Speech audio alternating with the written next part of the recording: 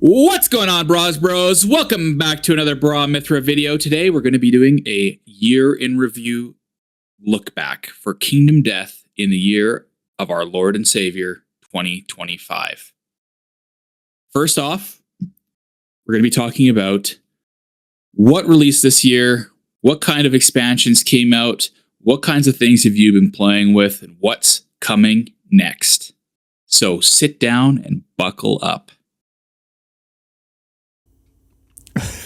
Okay, you might. You might want to do a take two. That was definitely not rehearsed. That was not rehearsed at all. No, they never are. Yeah, I know, but I mean, not even thought of it. You could like hear the gears turning. Yeah, I'm a one take Andy, man. You know, we're doing it live. I don't know about that. Okay, so I've got this list here of plastic releases from this year / well, I guess 2025. I'm going to keep saying that. We saw one of the largest releases of Kickstarter content, pledged content that has happened since basically Gambler's Chest released. We received the Pillar Survivor Percival. I think this was in big part to you, bringing up that this was actually a reward. Fade. Yeah, we got Fade, but Fade wasn't part of the actual That's correct. Kickstarter, right? No. But Percival was, and I think that was kind of forgotten about for a long time. So correct. Bringing it up in your interview, I think, reminded them that they needed to produce content for that. So thanks, bro. We got the Red Witches expansion and the Pariah expansion. Kind of go hand in hand, but part of the Inverted Mountain campaign as a whole. And then we saw the release of the 4 Wanderers, Aeneas, Death Drifter, Candy and Cola, and Goth, formerly Goth Amy. And then the False Messengers also released. And then as a side pre-order item, we got Philosophies of Death Gatherism, which will be followed by Starbound and Heliocentrism when Campaigns of Death releases. Yes. Yeah, those are all the Kickstarter things. Yeah, you're right. Percival was part of the Percival Lantern. I think she was also part of like Gold Frog Dog. She was part of the bigger limited, like the all-encompassing ones. Yeah, they had limited numbers, like 50. Percival Lanterns might have been like even less than 50. I don't remember. Yeah, I mean, it makes sense that it was kind of like slipped by, but it is good to get like re-release of those plastics because the white boxes themselves haven't been available for a long time, right? Same thing with Fade. Yeah, it's like long they've time. been kind of out of production for a while, so this gives newer players a chance to get that content. And yeah, do you have any kind of favorites, I guess, from this year for expansions or for Kickstarter content that's released? Yeah, I think Red Witch is my favorite from the 2 expansions, from Pariah and Red Witch. Red Witch is my favorite of those. From Fade and Percival and False Messengers, I think Fade is my favorite of the Pillar releases we saw. Of the Wanderers, I think Candy is my favorite. I have not played with Death Drifter or Aeneas yet. Just Candy and Goth, the only ones I've actually finished. Philosophies of Death Gatherism. I think the Gatherisms are really good knowledge. I haven't seen Heliocentrism and Starbound, but I mean, Gatherism is pretty strong. It might even still be my favorite of the 3. Yeah, I mean, we've talked about Gatherism before in the past with how much it adds to the world. I haven't actually played with any of this content yet in like a full campaign. So it's mostly just Mind Palace kind of thoughts and feelings. But Gatherism to me is just so cool in the way that it adds like so much life to Kingdom of Death, right? Yes. I'm hoping that we get to see some of that. Kind of like, you know, I have similar feelings to Abyssal Woods and how it's like adding all these new vermin and stuff like that. We can talk about that later, but it's just those cool background kind of aspects are always fascinating to me. Yeah, it's like Mellow. Mellow's my favorite beta release. Oh yeah, yeah. Mello is awesome. Yeah. I wanted to get her, but it's just like that fishing rod just terrifies me as far as like the resin aspects of it. So I'm hoping she gets a plastic release at some point. Oh, so do I. I was just saying in terms of like what type of content it adds, Mellow is similar to Gatherism. Mm-hmm. Yeah, with the new fish. Mm-hmm. Probably need about like 20 more fish. They should make a fish deck. Yeah. Go fish deck. Yeah. That's a bad bit.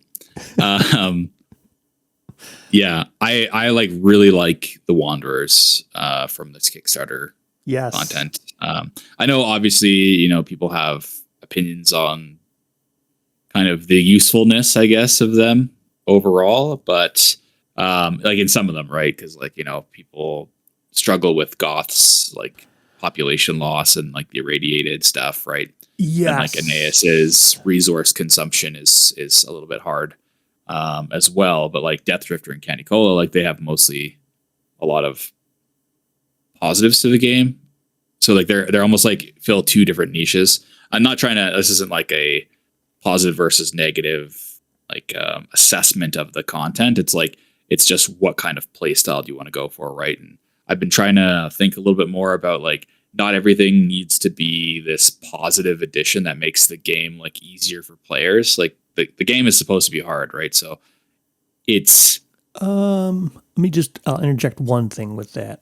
Sure. I think it's just the distinction between positive and negative. I don't connotate those words to mean the same thing. I think all content should have a positive effect when you're using it, because it can't just be overwhelmingly negative. Like positive being that there's a benefit to using it, even if it's hard to obtain that benefit. Like, and it's a 1 in a million shot to get that benefit. At least it has it. I don't think something should just be negative and have all downside. I don't know if that's as good. I think that goes contrary to the kind of design of the game, because like going through Taste comments, there was one thing they had mentioned before about how, you know, they find it interesting when players are like power gaming, and we've talked about this before, right? Mm-hmm. Like with like, for example, Loon, or who's that other character card that it's like an impairment character card, right? So it's like on the surface level, you like players who are looking at that are going to like reject it because it's a negative addition to the game. Like you're not getting anything out of that. Like it's making your character deck worse, right? But that counterplay to like the legendary characters and the regular ability character cards, like it needs the impairment side of it to make it valuable. So like, how do you add those to the game in an organic way without doing that? It's like, are impairments only allowed to be like in expansions or card packs or something like that? Like, are you not allowed to sell any product that has like an impairment card because it's a negative addition to the game? Like Taste has told us on Lantern's Reign before that, like, you know, even though they hate like cracks in the ground and clinging mist, like those settlement events aren't going anywhere. They're like a part of the DNA of Kingdom Death, right? These gotcha like bad agency moments.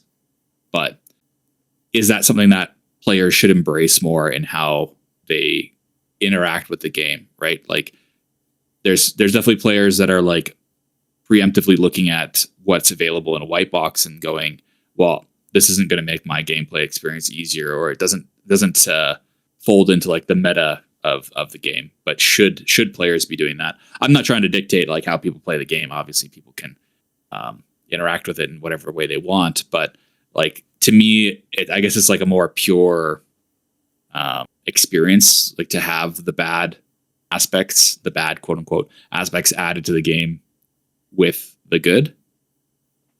Yes. So I was saying, I think something like Goth is fine because there needs to be just a glimmer of good. I think it can be 97% negative, 3% positive, but I don't think it can be 100%. So yes, I agree with you. I just don't think you should make something that's 100%. I just think it's important for there to be negative things as well as positive things. Because if every single white box that was released adds positive things, we would just have this I agree with that. I end up having this really easy game, right? I think there is a hypothetical threshold where there's a point where you shouldn't make things too negative. I guess I just wanted to talk a little bit about more of the white boxes that had released over 2025. We got quite a bit of content actually this year outside of even the Kickstarter releases. We've got the Jackal pattern box set. We got Indomitable Survivors, a lot of them. We got Kale, Roaring Harmonica Kale, Tachyon Nodachi Ruby, Dashing Reaper Payloon, Poison Partisan Ratika, Tyrant Slayer Scarlet, Oblique Shield Arco, Toximeter Badar. Any others? No, that was it. That was it for Indomitable Survivors for this year. Technically, yeah. There was the Tyrant Saw in Survivors of Death. Yeah, we did get Survivors of Death too.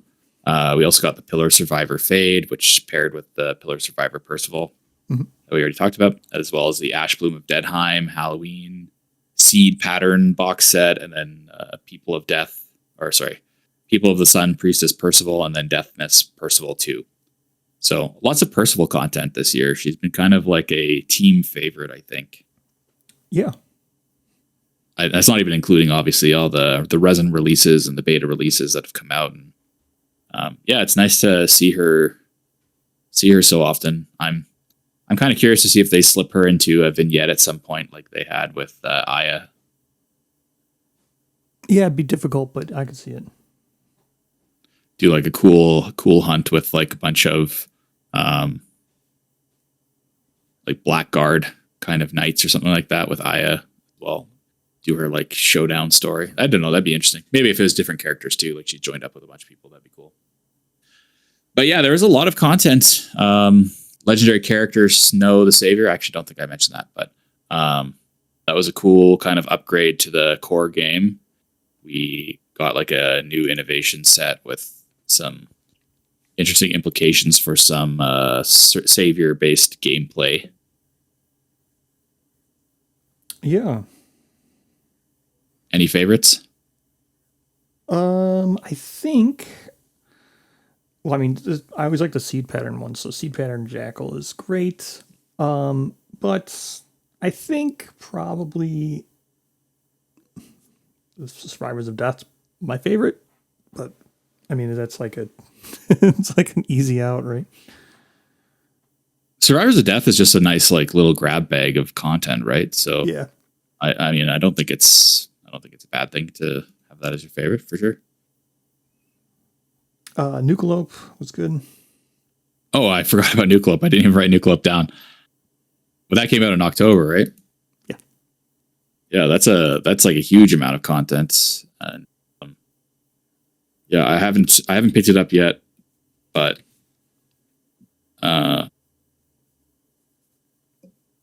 community response to it's been really, really positive. And it's really add good. some new stuff for the core game again as well. So there's been a lot of like updates to the core game that have added content even for this year. I guess I should shout out Percival and Fade just for the fact that they remastered them and rescaled the minis and redid the rebalanced the gear and stuff. It's really good. Did the minis get rescaled? I thought they were the same scale.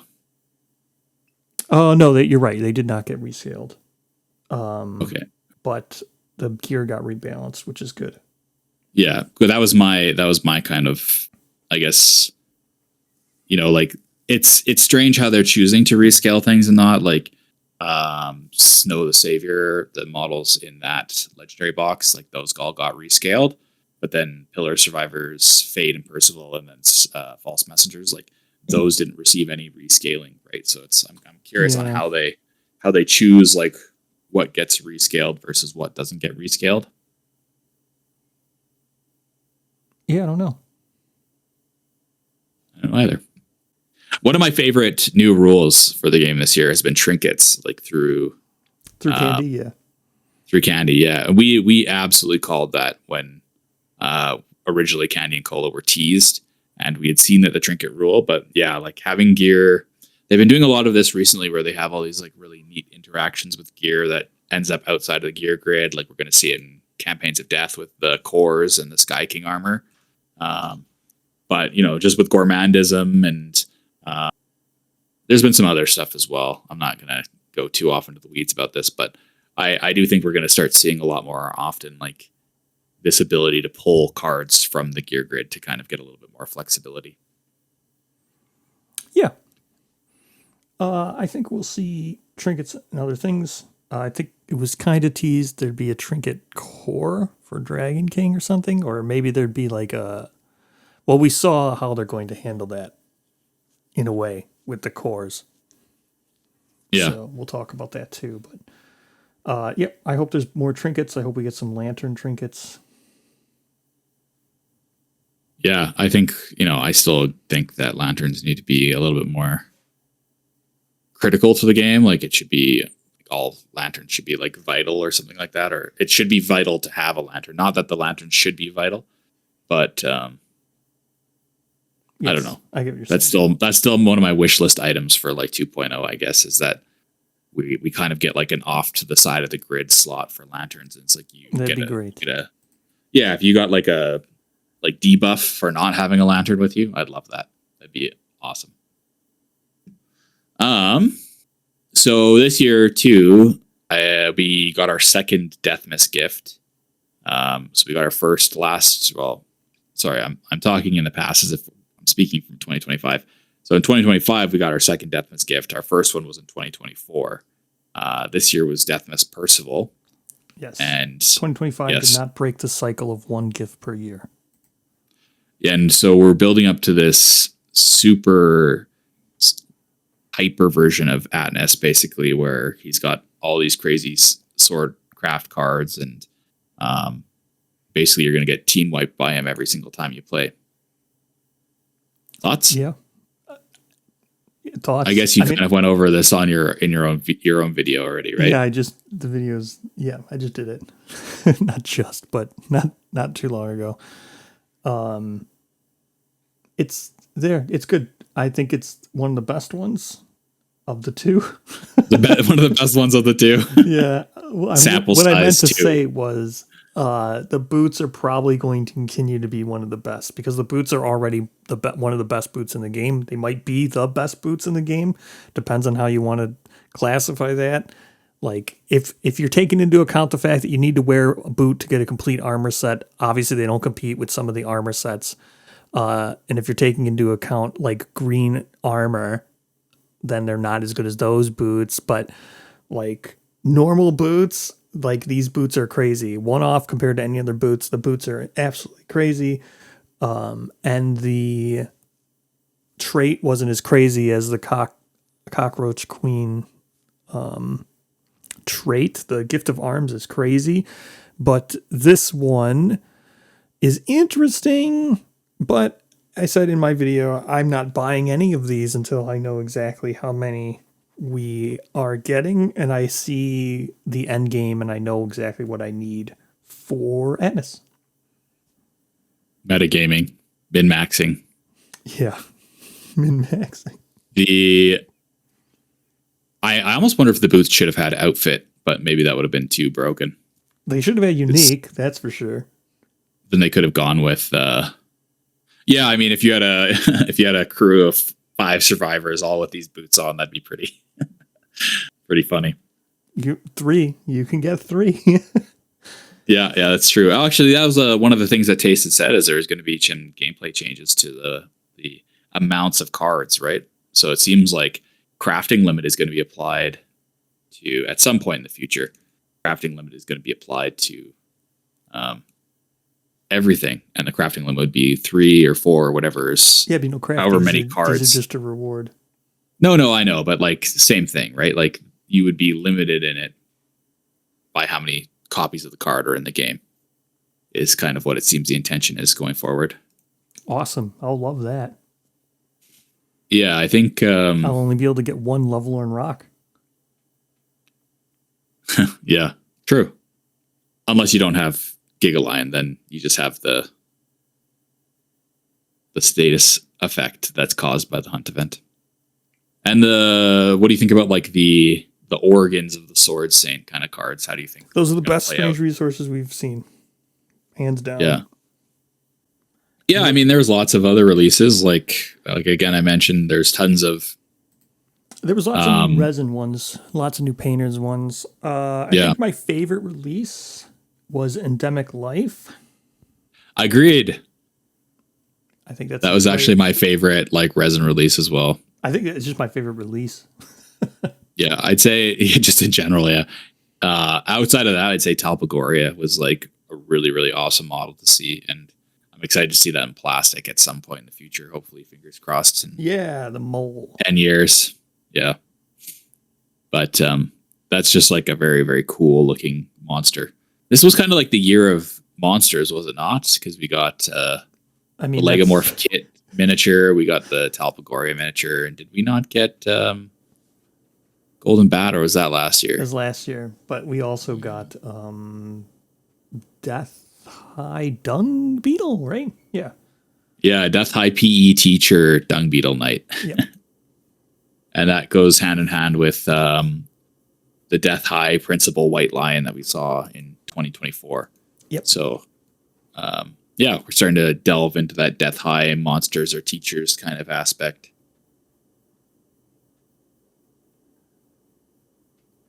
We got pre-orders. We got to the pre-order this year was Preacher. And these examples these Wanderers as used as examples totally knocked it out of the park, all four of them. So I'm really excited for Preacher. Mm-hmm. But I think that do you think that covers all the releases. Yeah, talking about Wanderers, do you think we're going to get any significant changes in Legendary Card Pack 2 for luck to kind of bring him up more to the level? No, you think it's going to stay the same? No, I think we'll get significant changes, but I don't think he'll be brought up to this level. Yeah, fair enough. So you're expecting like this release, like January release or February release? I mean, I don't know what's defined as quarter one.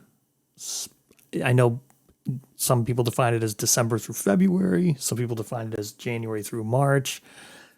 I'm in the latter camp. I don't think it will be any later than March. I'll say that. I agree. I think it'll probably be February because it kind of has some like intimacy implications. So it seems like a kind of appropriate. And I think it was supposed to release February before, right? Yeah, like in 2025. I don't think it will be any later than March. I mean, some people will say that's not quarter one. Well, sure. Some people say it is, sure. I think if it comes out after March, then you can safely say it's no longer quarter one. But I think it will be in March. It won't be later than March, is what I mean. I think along with it will probably be... Well, here's the question. I think Preacher's already waiting to be shipped.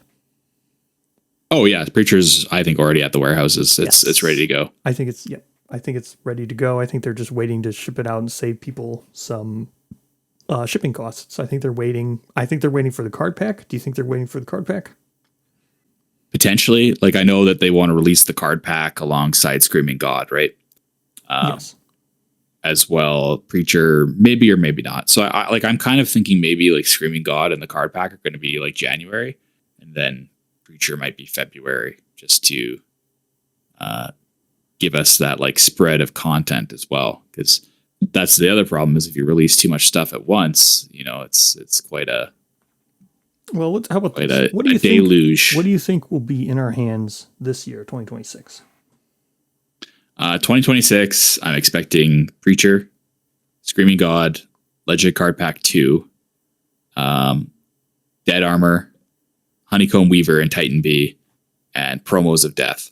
So the ones that are up in the air are Campaigns of Death, and then Starbound and Heliocentrism, and then the Super Survivors. And those ones, Super Survivors, I don't think are going to come out this year. COD, I am very hopeful it comes out, but I don't think it'll be until like pretty much Black Friday. Probably, I imagine they'll keep it for Black Friday. Or maybe for Gen Con. A Gen Con release would be really good for Campaigns of Death. I agree with pretty much everything that you said. I think we'll see Screaming God in hand. I think we'll have Card Pack in hand. I think we'll have Preacher in hand this year.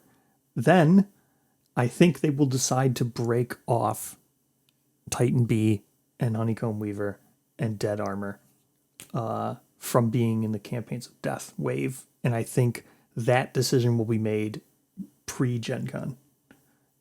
And once that decision's made... You're saying you don't think they're going to release this year? Is that... No, I think the decision will be made before Gen Con, and they'll send it in production Gen Con, and I think we'll have it, November or December in hand.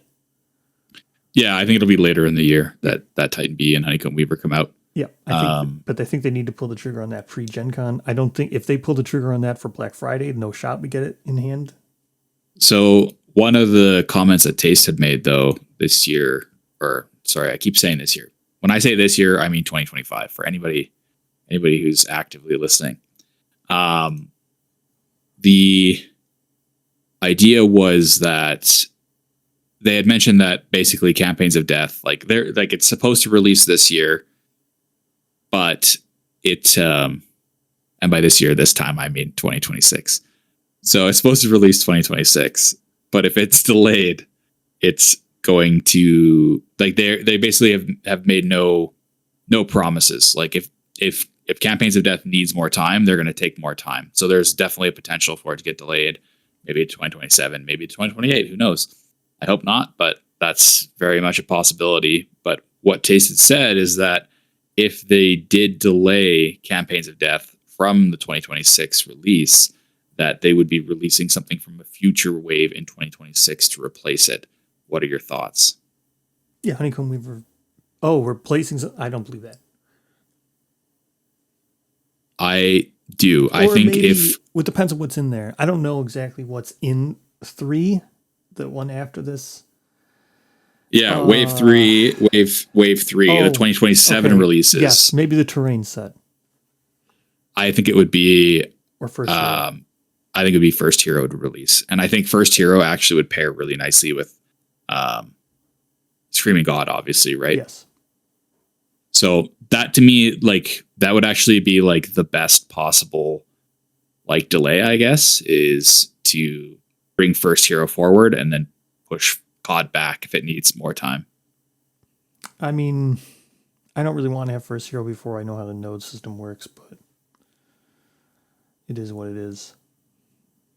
I just, even one of the older timelines, they had said that First Hero wouldn't be available until way later. And yeah, it's just First Hero has been one of the highest anticipated expansions to be released because people, a lot of people engage with early game content in the game, but not a lot of people engage with late game content. So I think the idea of being able to get that is pretty good. And from the Gen Con demo from First Hero, it seems like it's in a pretty playable state, right? You had fun playing that? The fight is pretty fun, yes.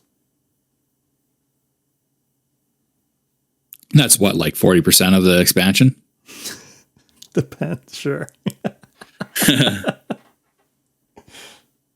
Yeah, it's there's definitely a lot of complexity to that, right? Especially considering the different innovations that expansions give you in your settlement. So does First Hero account for that kind of stuff, even for expansions of Death 1, right? That's why I hesitate to say I'd want to see it before Campaigns of Death. Mm-hmm. But I could see the terrain set bumping up. Yeah, but terrain is no content. It's just plastics, right? So to me, it's it's not an equivalent exchange for Campaigns of Death. And not that First Heroes is either, but First Heroes is definitely a better transfer. Sure. Right? It's at least it's like you said, you get a little bit of the good with a little bit of the bad. Whereas I like the Ultimate Terrain set, but it's not something that everybody can use, whereas COD is something everybody can use. And then like I said, I don't foresee that being something. I think they would just delay COD and move out B and Weaver, and I think that's fine enough. I think if they delayed COD and we got Weaver, B, and Dead Armor, I think that'd be fine.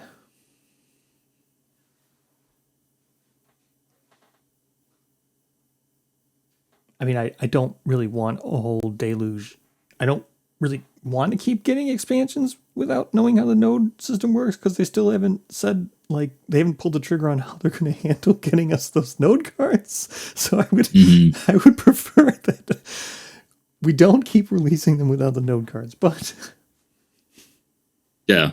But then on the flip side, like, I don't want to have node cards released for the design to change when COD finally comes out, and then I agree with that as in that well. seed pattern card position again, right? Where it's like, oh, well, you got to wait for Legendary Card Pack 4 now to get the updated node cards. So it's kind of like you're in a rock and a hard place, and like, how do you want to move forward with the releases of these? Yeah, that's why I would. Yeah. I hope. I mean, in an ideal world, I would say all hands on deck for COD. But yeah, and I think a lot of it has been like that. Like, that's the feeling that I got from comments from Taste and stuff, is that it pretty much is all hands on deck for COD. But there is still a lot of stuff that's been like pretty much near finalization, it seems, as well, right? But like, compared to the other Wave 3 items, like, it was like the Terrain, Nightmare Ram, and First Hero, I believe, were the only things really slated outside of... Yeah, but let's go into the timeline that we saw this March.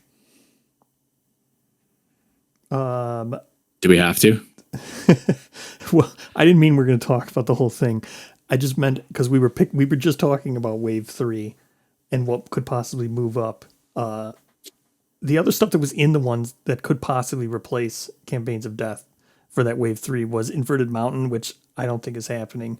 Nightmare Ram, I also don't think would be like super ready yet, because they just confirmed it is a dungeon, which that's great. Griffin, I don't think that would be ready. Maybe Oblivion Mosquito could possibly be bumped up. We haven't seen too much of it, but of the stuff that's in that Wave 3 that was supposed to come out now, Q2 2026, I don't think any of that would possibly be replacement for COD, or I don't think any of that sounds as ready as the Terrain set. Yeah, but the Terrain set, like, it doesn't have to be ready, because it doesn't offer anything as far as we know, right? Yeah, I mean, I would, like, I know I said this when the board came out. I was like, oh, I hope there's some bonus content with the board.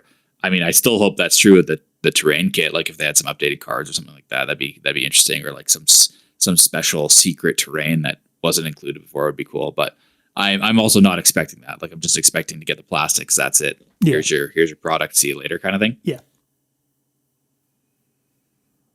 And Super Survivors, I'm so on the fence about whether that's going to even release this year or not, because last time Super Survivors was talked about, like, in the original, like, super serious timeline that we received in February 2024, Super Survivors were slated for like Q3 2026 with Ivory Dragon. Like, they were like, we're so behind on that original timeline that was pitched, but on that, like, they were like coming last, right? So I don't even think we've seen the plastic.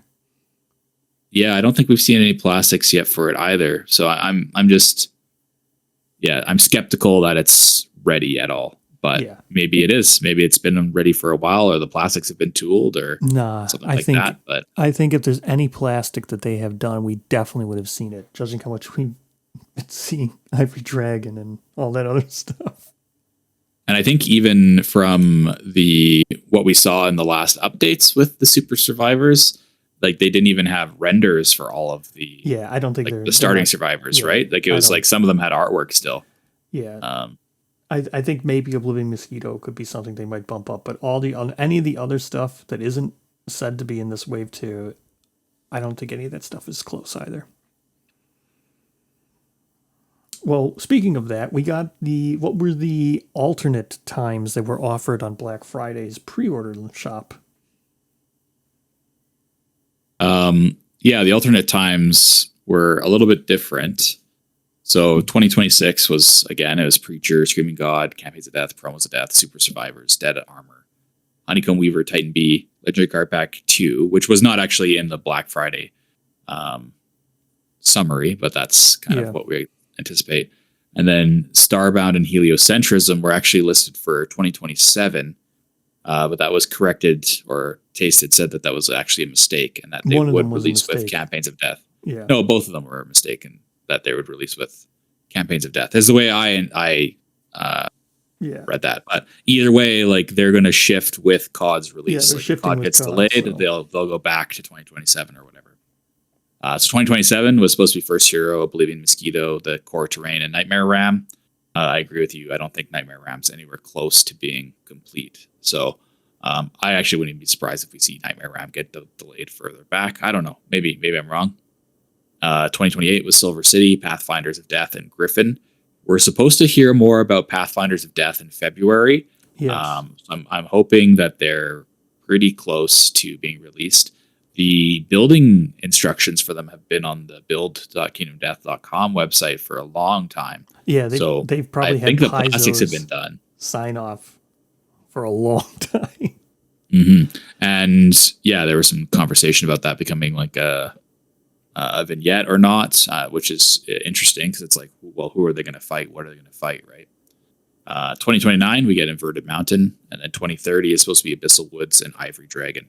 So we've got a lot of large-scale content, like these large campaigns are going to be quite a fair bit of time off of right now. Yeah. But yeah, one of the other things too that was announced for 2026 release is a core game 1.6 reprint. So that's also supposed to be released Q1 2026. Mm-hmm. So that wasn't, I think that was on the pre-order page for the core game during Black Friday. But yeah, so if people have been waiting, I think there's still some copies left, but I don't think there's very much, right? I think they're sold out again. Oh, they are sold out? After okay. Black well, yeah, Friday, sold out again. Yeah, if new players are waiting for a copy of the game, like that'll be the perfect time to pick it up. And yeah, I think, Screaming God and Parasite Queen are probably going to be huge upgrades to the core game experience. So yes. Yeah, it's kind of like a good timing, like really good timing for those to come together. Hopefully the card pack will be in the shop when the core game's there so people can get both. Yeah, like you mean LCP2 or? Card pack, yeah, the one, whatever, because stuff that's in there is supposed to update the principles, so. Right, yeah, and that's important. It might not be like, as long as you're not using false messengers, it's not game breaking, right? But yeah, that definitely would be an improvement. And I mean, Preacher as well seems like she's geared towards being like an update to the core game experience. Dead Armor also is just a kind of broad general upgrade to the game experience. So there's a lot of stuff that's coming together to improve like your core game experience without having to delve into Gambler's Chest or without having to delve into the expansions. So like really it's, Q1 2026 is shaping up to be a really good time for new players and existing players, I guess, to go back to a regular People of the Lantern campaign. Yeah. Well, since now we're touching on it, we can jump into all the QA from the updates from this year. Well, I've kind of tried to group them. I know you said you had some standouts too. One of the questions that stood out was actually in the 2024 Black Friday Community Garden. And that was, somebody had asked this question on, is there any official direction with Campaigns of Death on how Clinging Mists or Warm Virus are going to affect ARC survivors? Poots had said at the time that the rules team would provide direction on Clinging Mists, but that hasn't happened yet. And then had said that for ARC survivors. For ARC survivors, and that Warm Virus in Campaigns of Death would not approach how knowledges are. And he thought that maybe it was kind of lore based, the reasoning as to why, like, knowledge cards won't transfer with that rule. But yeah, it just seems kind of like, a little bit of like a figure it out yourself kind of situation. And there's no official feedback. I thought that was an interesting answer. Obviously, I think it would be nice if we did get an official direction on how that content works with ARC survivors, because they're pretty. Redo it. Well, I mean, they're already redoing so much, right? So it's like Yeah, I just meant the the options there. The Sense Memory event, I would probably just redo it. Or no, it's a visit. What is it? It's Warm Sense. virus. Is it Warm Virus?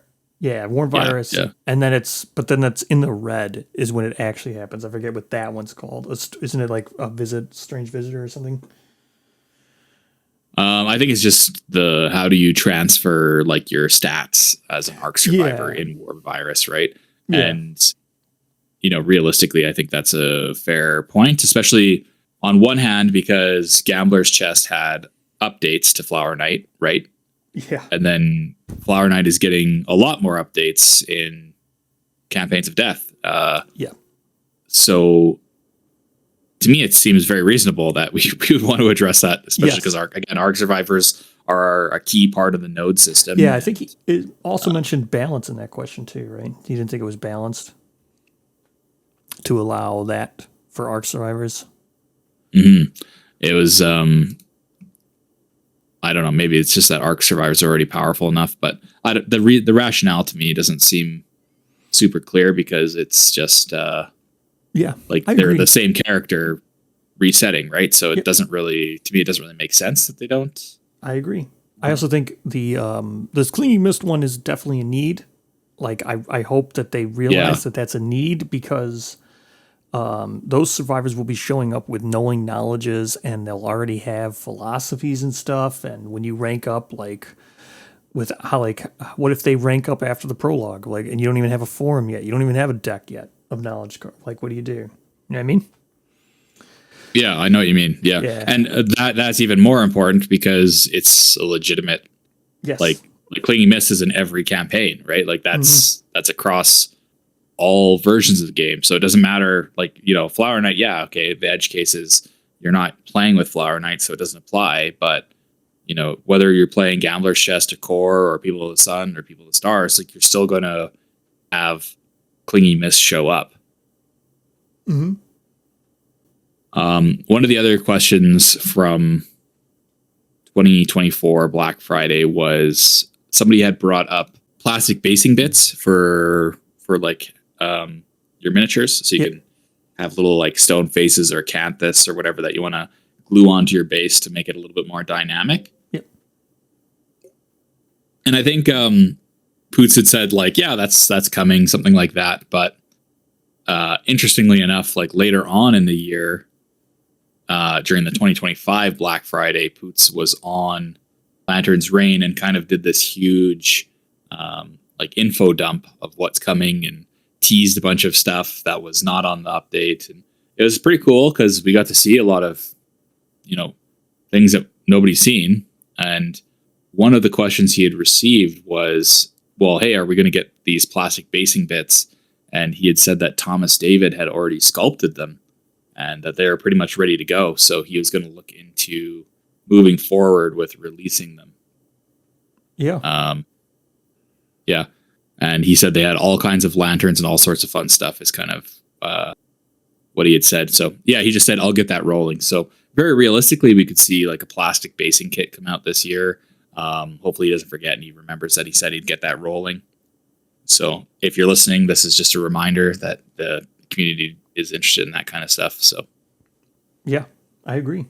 I don't know if you also flagged this one, but someone had asked, does any of the new expansions yet to come besides Black Knight have a Nemesis Node 3? And they said, nope, the Black Knight is the only one. It occupies a pretty unique niche. And we know that Mask Maker is in Abyssal Woods. And yeah, and I mean, by the time Inverted Mountain comes out, Abyssal Woods comes out, we're going to be, who knows what's going to have changed at that point. So I think that's, I take that one with a grain of salt for sure. Any other ones you caught from Black Friday? No, that was all that really stood out as being particularly interesting, I think, from the 2024, or it not that it's not interesting, but like maybe the question's been answered already in the time it's released. Yeah. My next one was for February 2025, though. There was a player that asked about a vignette for the Manhunter and Lion Knight. And Poots said that he had to finish all of the core game monster vignettes before moving on to expansions of Death vignettes. And then, in the same way that we learned about this basing kit, Adam had mentioned that the next vignette will be against the Woe Phoenix. And then, of course, we got the Woe Grimoire in the November release. As the Woe Grimoire was, he was a beta resin release. So that's kind of a teaser, I think, to that vignette coming out. Yes. Kind of like how Nostin was in Nucleope, right? Like, I think we might start seeing some of these vignette characters leaking through the beta as like a little teaser of like what's to come. He did give a little bit more info on, this Woe Phoenix, and one thing I thought was really kind of cool about it is he had said specifically in Lantern's Reign that they age backwards. I'm so psyched about them. So that to me is very telling that there's multiple of them. It's going to be like a multiple monster fight against like these baby phoenixes. I think it's going to be like kind of the phoenixes that we see in the Scout Discovery for Phoenix and Gambler's Chest. You have all these little young. They're old, but they're young, right? Like that's like the timey-wimey kind of weirdness of the Phoenix. So I think you're going to get all these like weird, elderly, small phoenixes that you're going to have to fight as part of the Woe Phoenix vignette. See, I think maybe it's going to be the opposite. I think probably it's going to 3. I think it's going to be a very old Phoenix in its life cycle, but it's going to be a small 2x2. But I think that is like the old phoenixes are the hatchling phoenixes, right? Like it's like because they age in reverse, so they're born that's old. like the Scout Discovery kind of lore reason for them, right? So it's to me like those old chicks are like the chicks. I mean, isn't like baby birds, but those old chicks are the elderly phoenixes, but like also the baby phoenixes. So it's really weird. And I don't know. I think there's going to be 3. Like it's got to be multiple because he says, I'm so psyched about them. You wouldn't write that if there wasn't multiple Woe Phoenixes. Maybe. I guess we'll see in the future. Yeah. Maybe Gen Con 2026. You think we're going to get a vignette this year? I don't know. Well, I'm just, I think the Phoenix sculpt is a fine sculpt, even by today's standards. Oh yeah, it's a great miniature. And I wouldn't mind if the Woe Phoenix vignette didn't have a miniature in it, but it had just about the same stuff and would cost not as much as a vignette. Would cost like just the 77. Say it was a 70, like the Survivors of Death. Mm-hmm. Maybe you got a Survivors of Death level of stuff. Yeah, but it only worked for. I guess it doesn't have to only work for that. I was going to say it only works for core game monsters because. Well, that's what I'm saying. Phoenix would be Phoenix would be a candidate where I would hope that rather than including the Phoenix, like another model, I would like to see if it was an option of the price going if Woe Phoenix vignette was going to be like 150 because it had a monster and stuff in it, or like 140. If the option was, well, we could remove the monster and keep it around 100 or below, I would take that because I don't mind the Phoenix sculpt. Yeah, but I think it goes to the same thing of like, hey, are you ever going to release content packs of stuff without miniatures? Like he's always going to take advantage of an opportunity to use a miniature. Oh no, I 100% agree. That's why I would say I'd rather a Kingsman be the next one. Yeah, but I don't think. I mean, he's already confirmed that Woe Phoenix is going to be the next, so that's not even speculation at this point. But I agree. But yeah, like the Woe Grimoire gear was really interesting. They're playing around with like these modal keyword rules. I remember you had asked for like a special rule for that, right? Like something that's defined as being modal. Cool, yeah, that would be cool if they made that a rule just in general. Yeah, and. Yeah, I think there's like tons of weapons that could work with that, right? Like even stuff that we've already seen, like the shark tooth bow, right? That's what it's called? I think stance shift would be something that if it was up to me, I'd make it like the throne specialization or something, where if you ever got a throne master, the throne specialization would be able to let you stance shift to any weapon to be thrown with range 2 or something. That'd be cool. Yeah, or I mean, like there's tons of design space in like throwable spears or javelins as well, right? Like So if stance shift that's became something that I find interesting. a rule, that'd be sick.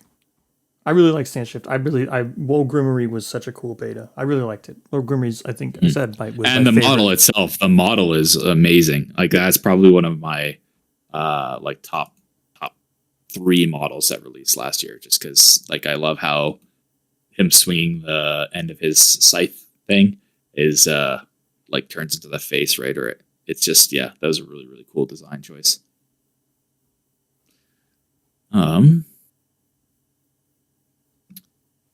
The follow-up to my thoughts on vignettes is obviously we're getting the Phoenix next, so we've hit this this point where we're going to have the White Lion, Screaming Antelope, Phoenix, and Butcher as the core game monsters.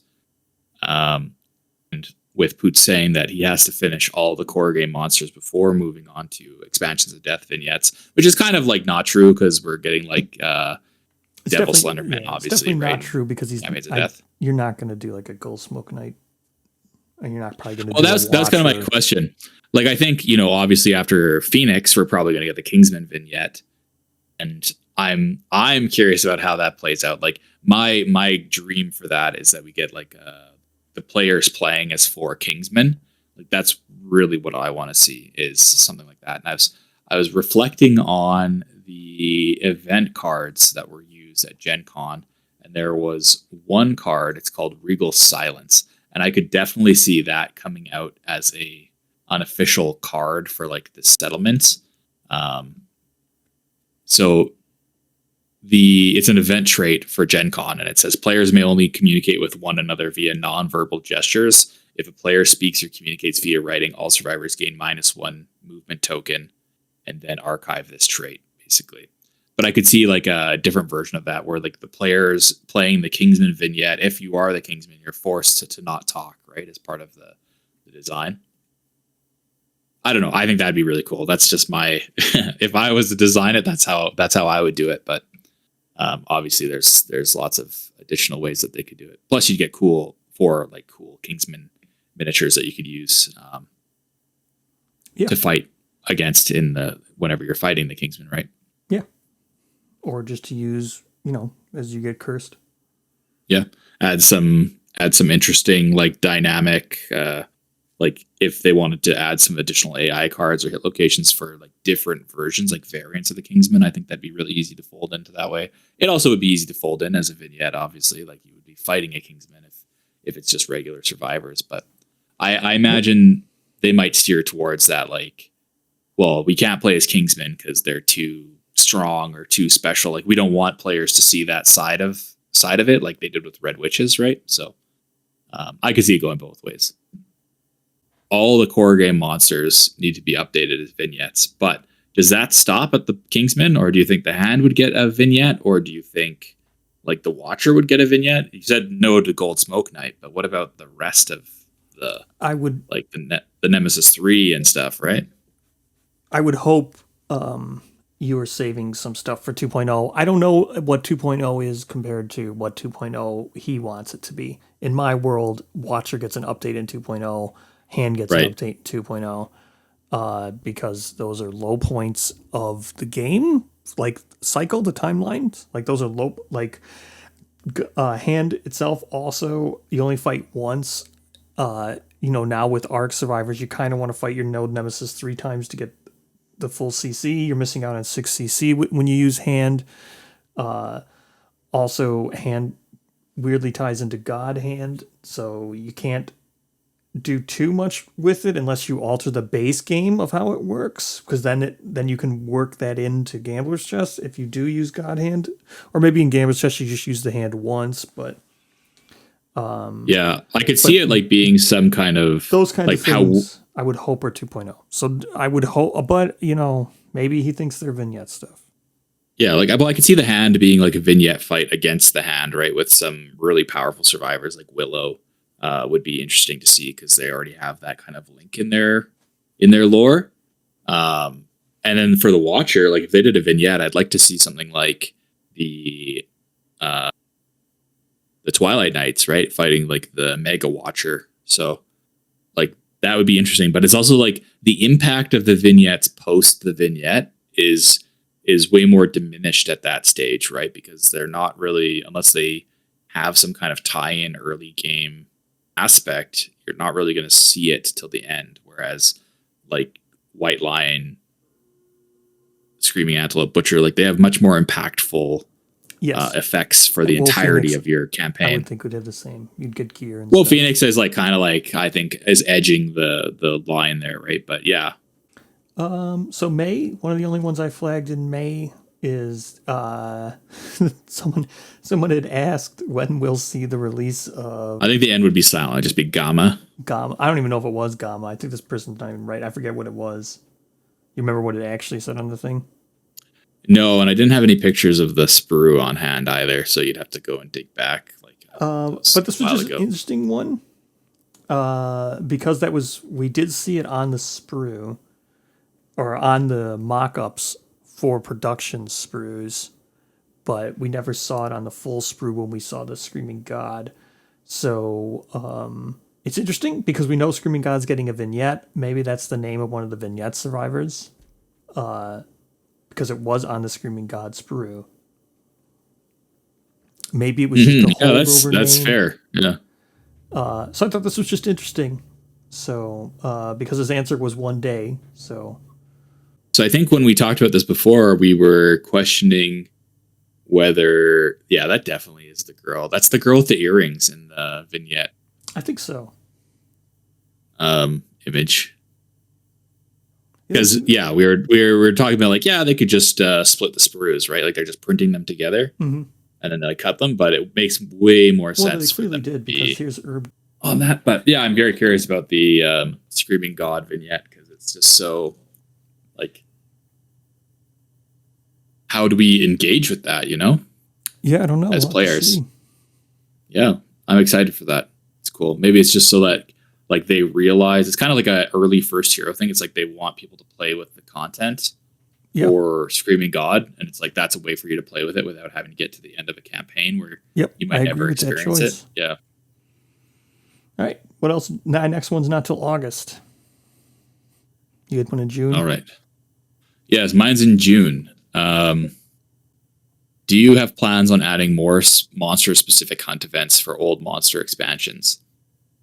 And Adam said, that's something I'd love to gauge the community on. Right now, I'd say it's more likely we create more basic or monster agnostic hunt events than monster specific ones.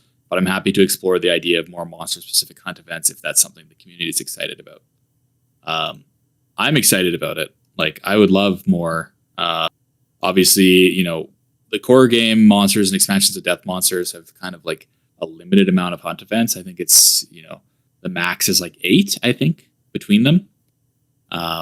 So if you're playing those same monsters quite often, and especially with campaigns of death, it's going to rejuvenate a lot of these monsters.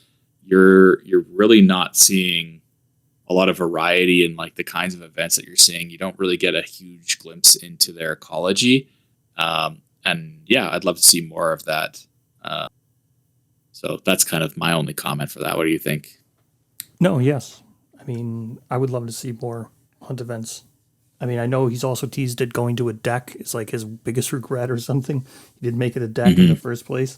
I think he's going to not justify. I think he's going to rectify that mistake eventually. Well, yeah.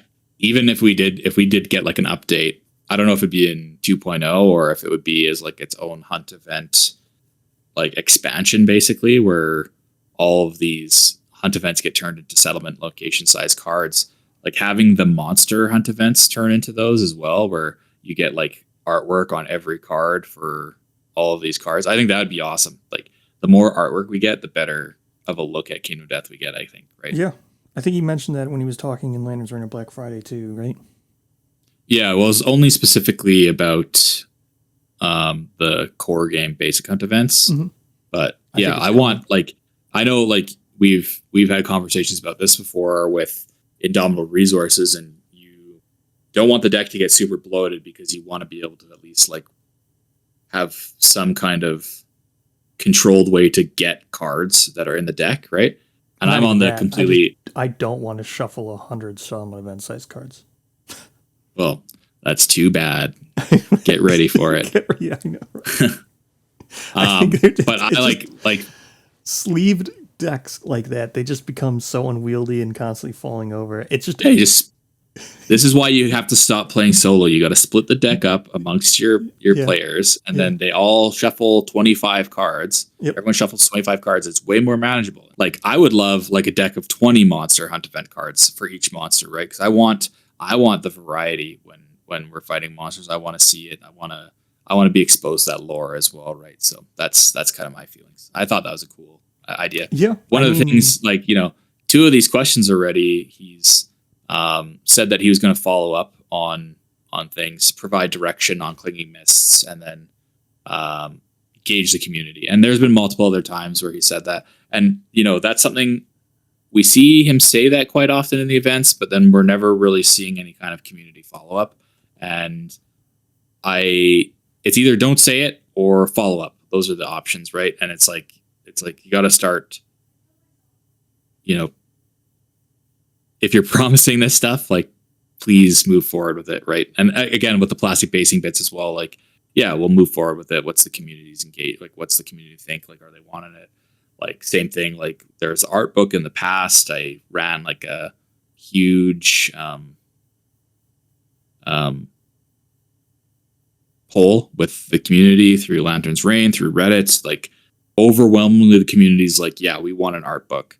And, it's like the community's trying to engage with them, and they're saying that they want to engage with the community even through this community garden thing, but they actually need to follow up and engage with us, right? Like, and it's like, even if the answer is like overwhelmingly yes, the community wants it, but we want to focus on Kickstarter and it's not something we're going to address anytime soon. It's like, yeah, but at least like you've engaged with the community and that that's what we're going to do, and we're going to work towards releasing that in the future. I think there's nothing but positives in that kind of relationship.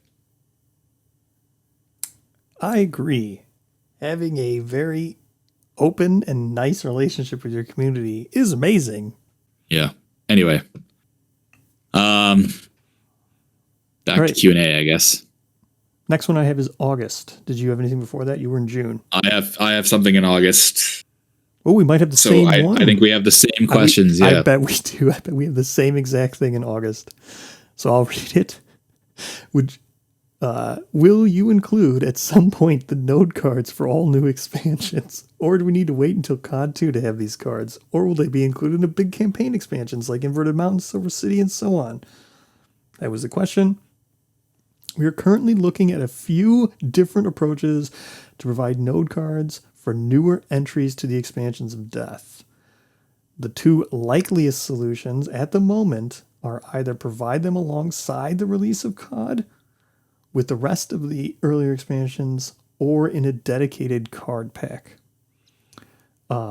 This is a huge answer and a huge problem. We even talked about this when we were just talking about what could be pulled forward in replacement of COD. I'm not a fan of getting a bunch of these expansions out when you haven't answered this question. Also, I think the answer to this question means I don't think COD is coming this year, because Taste was just talking about the card pack and talking about how their goal is to do one a year. So we're about to get 2026's card pack. I don't think they're going to be printing a second card pack with node cards this year. Like, then you're doing 2 card packs a year. And Taste hasn't mentioned anything about the node cards being in this current card pack. So maybe they are, maybe they aren't. I mean, I don't think this disqualifies COD from coming out this year. It would just be the same thing with like Gambler's Chest releasing. Did Gambler's Chest come out in 2024? I think it did, right? Yep. So we're getting the 2023. So we're getting the legendary card pack late. Like, we were supposed to get it in 2025, I guess, probably 2024 realistically.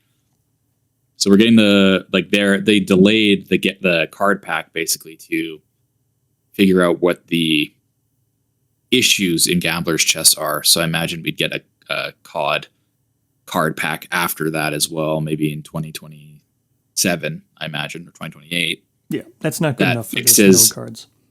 No, it's not, because the node system is like how we're supposed to play the game Correct. going forward, right? So I think the realistic way to do it is to have these cards in Campaigns of Death. It's a pretty small inclusion, I think. Yes. Right? Like the longer it goes on, the harder it gets to fix. I mean, I know it's crazy that we're about to have the same conversation we had last year. So go back and watch last year's video, but we're about to rehash the same conversation. You put the pillar cards in Pillar Fade, Pillar Percival, and False Messenger. Just put cards in these expansions, and if they're wrong, fix it later, but at least give us to them, right? Because what if the pillar cards and what if the Pillar Percival, Pillar Fade, and False Messengers don't match the pillar cards we're about to get? Well, at least we have them. Yeah, that was my note, is like, it's too late, like, because like, again, and we talked about this already earlier, was I'd rather them have the system finalized for COD than for them to release the cards early, because I don't want seed pattern cards to happen again. But that's already too late for pillars. Like, pillars are out in the wild, they exist in reality. So I really hope that those systems are finalized, or at least the card designs are finalized, in order to account for that. But it's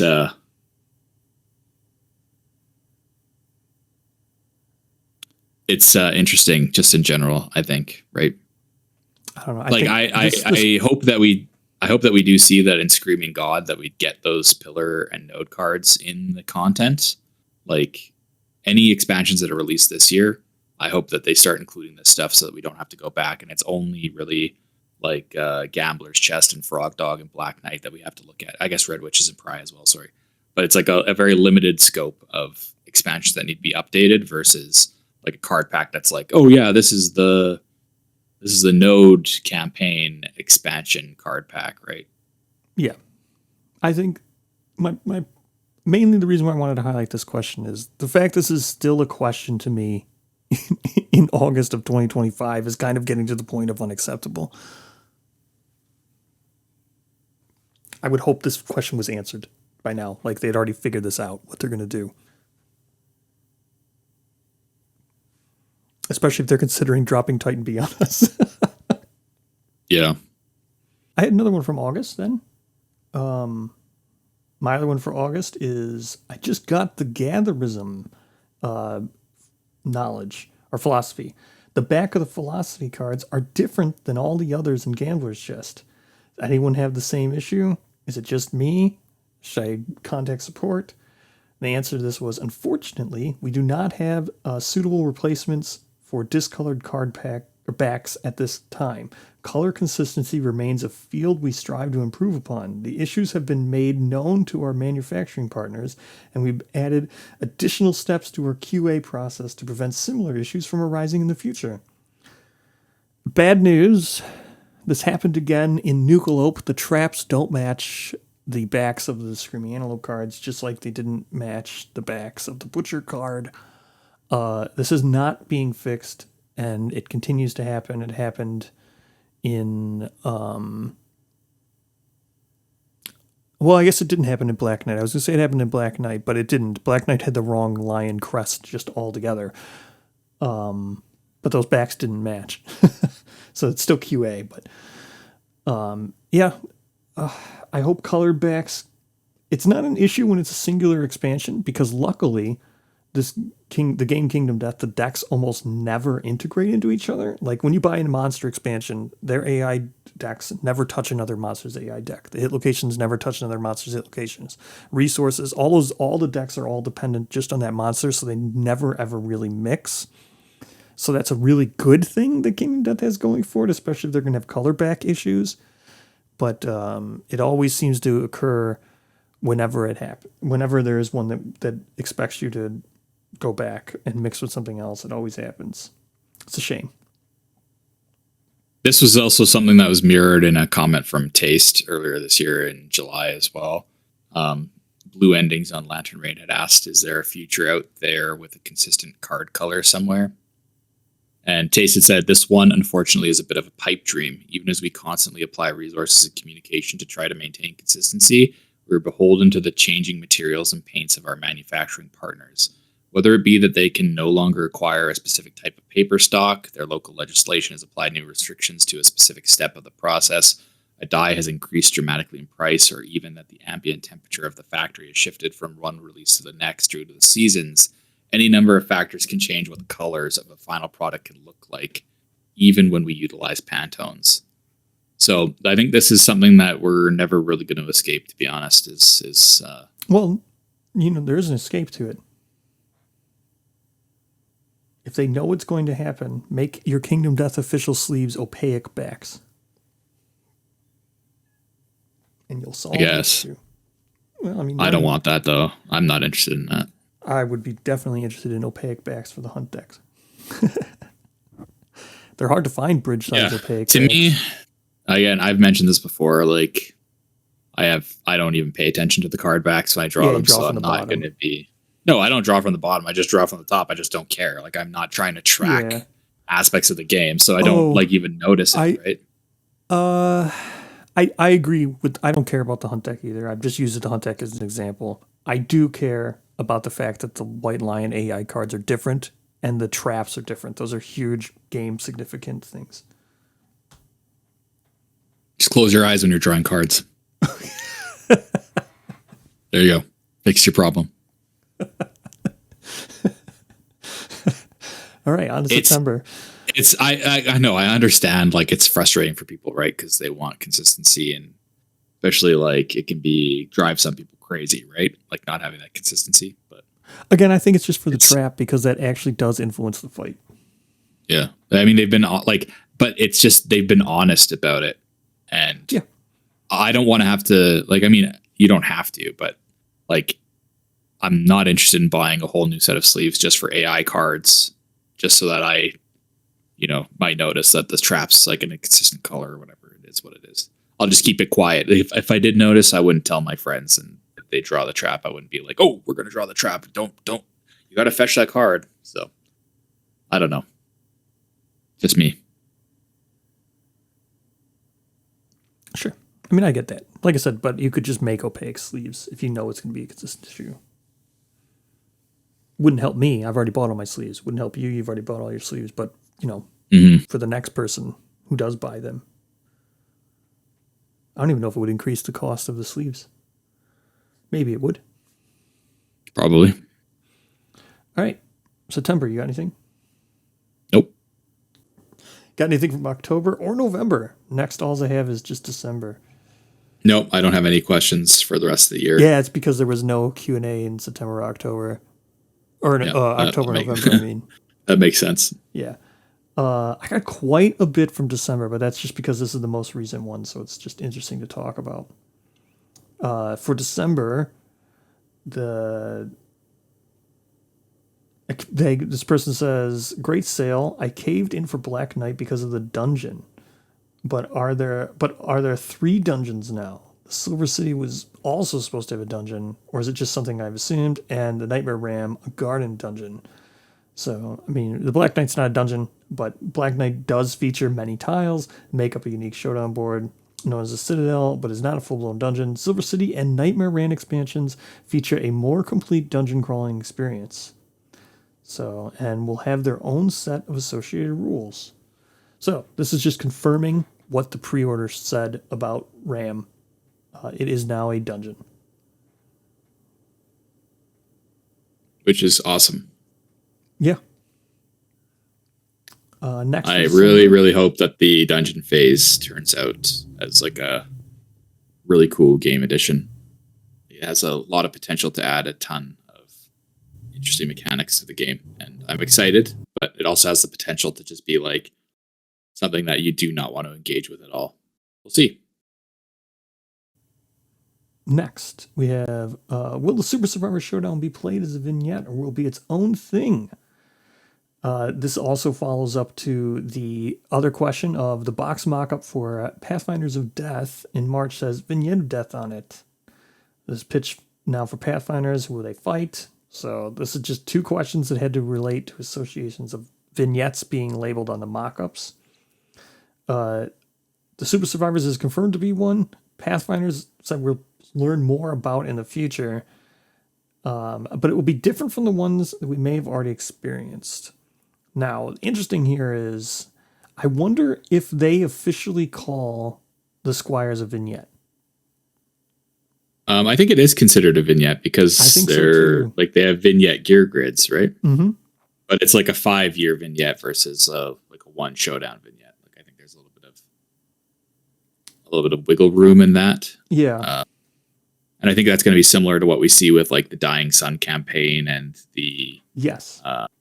the Devil Slenderman campaign, right? Yes. They're going to be more like the Squire vignettes, whereas a vignette of death is going to be more like what we see with Super Survivors, I think. Yes. I think Super Survivors is going to be even more interesting. I think Super Survivors is going to be mid-campaign. I think it's going to be a vignette that takes place during the campaign as opposed to outside, like the ones we've seen now. Right. Like there's like a trigger or something like that during the campaign that like forces you to play it. Yeah, I can see that. And I think it like last time, well, it does have a pillar card, right?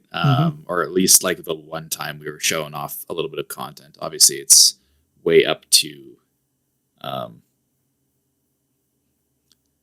It was the way up to. Savior. Yeah, Undiscovered Savior. Select one of your 4 starting survivors. They gain -1 strength, luck, and evasion, and one of the following abilities: Keratosis, Dorminatus, or Lucerne. Add Special Showdown Platinum DVK to year 19 of your timeline. So, yeah, if they maintain that like pillar card aspect of it, I think that's a really cool way to versus like a vignette that's like completely isolated from your campaign experience. Mm-hmm. I mean, realistically, there's nothing stopping you from also just playing the vignette. Like, you don't have to, unless there's some kind of transfer of abilities across survivors that like are involved in the vignette. But yeah, maybe. Finally, or no, not finally. Finally. Will you create a synergy card between Nucleope and Dragon King? There are currently no plans for one, which is interesting. I wish there would be. It's a very easy card to make, in theory, since we've seen. I mean, you just do Dragon King and Lope. That stated, the Screaming Nucleope and Dragon King do have interesting mechanical interplay when used together. We kind of saw this in the update itself, with like the fact that maybe the thing that would the Dragon King, Sun King, Dragon, or was it Sky King armor, might have interaction with the green core. it definitely has interaction with the green core. Yeah, it has a green status card. And it says you gain the one if you have a core there, red, blue, or green. Maybe there's more cores. I mean, there probably are likely way more cores in COD. But maybe there's also... I don't think so. I think we're going to stop at red, blue, and green. I think we're just going to get updated red and blue cores in COD. And green is the tease, obviously, for how that is. But I don't think we're going to get any other colors of core.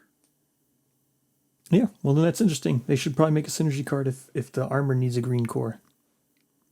And I think, I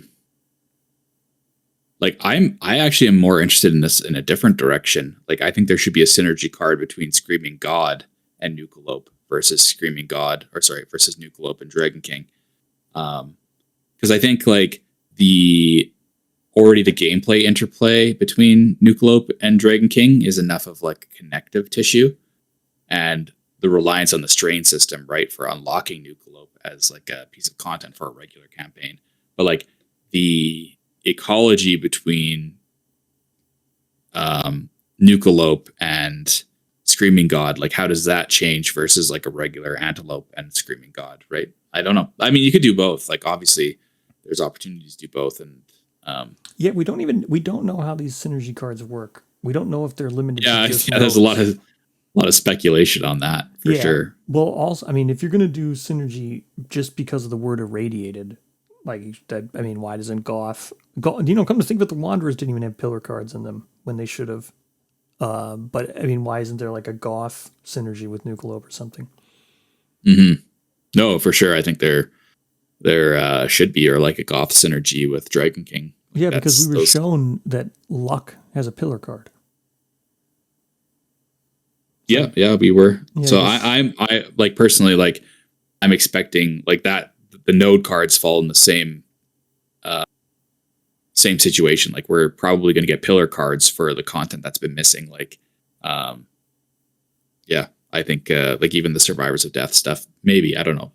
Maybe pillars isn't Who knows? reasonable there because there's the pillar for the Strain Fighting Arts, right? So the other systems I think are already contained enough that they don't need it because it'd be like Strain, they'd be pattern cards and seed pattern cards. And then the strains would be captured by that Strain Fighting Art pillar. So that doesn't matter. But like the Wanderers for sure, they need a pillar card. And especially if we want to get into this like darkness mode, full randomized, like we need to be able to capture all this content that could be. Yeah, maybe they just changed it. Maybe it's just one card where it's like, use a Wanderer of your choice. Yeah. Insert Wanderer. Oh, I hope it doesn't. I hope they don't do that. But I hope they don't do that. Yes. All right. I think I've covered everything. Anything else you wanted to talk about? From Community Garden, not so much. I do like Community Garden. I hope it continues. I'd like to see a reduction in the kind of excess questions that we see where he's like, I answered that earlier in the update, or, like, I know the answer to this, but you're not going to know about it. Like, yes. I would rather him stick to actual questions he wants to answer and stop kind of putting in these filler answers, I guess. I agree. Or at least not so much. Then again, reiterating that if you're going to say that you're going to talk to the community about things and pitch it to the community, just please follow up with that. Like you've got a huge, like people on Lantern's Reign, people on Reddit, they're ready to talk. They want to have that outreach. So you've got a great community that's waiting for you to hear from you. Fewer question, longer answer.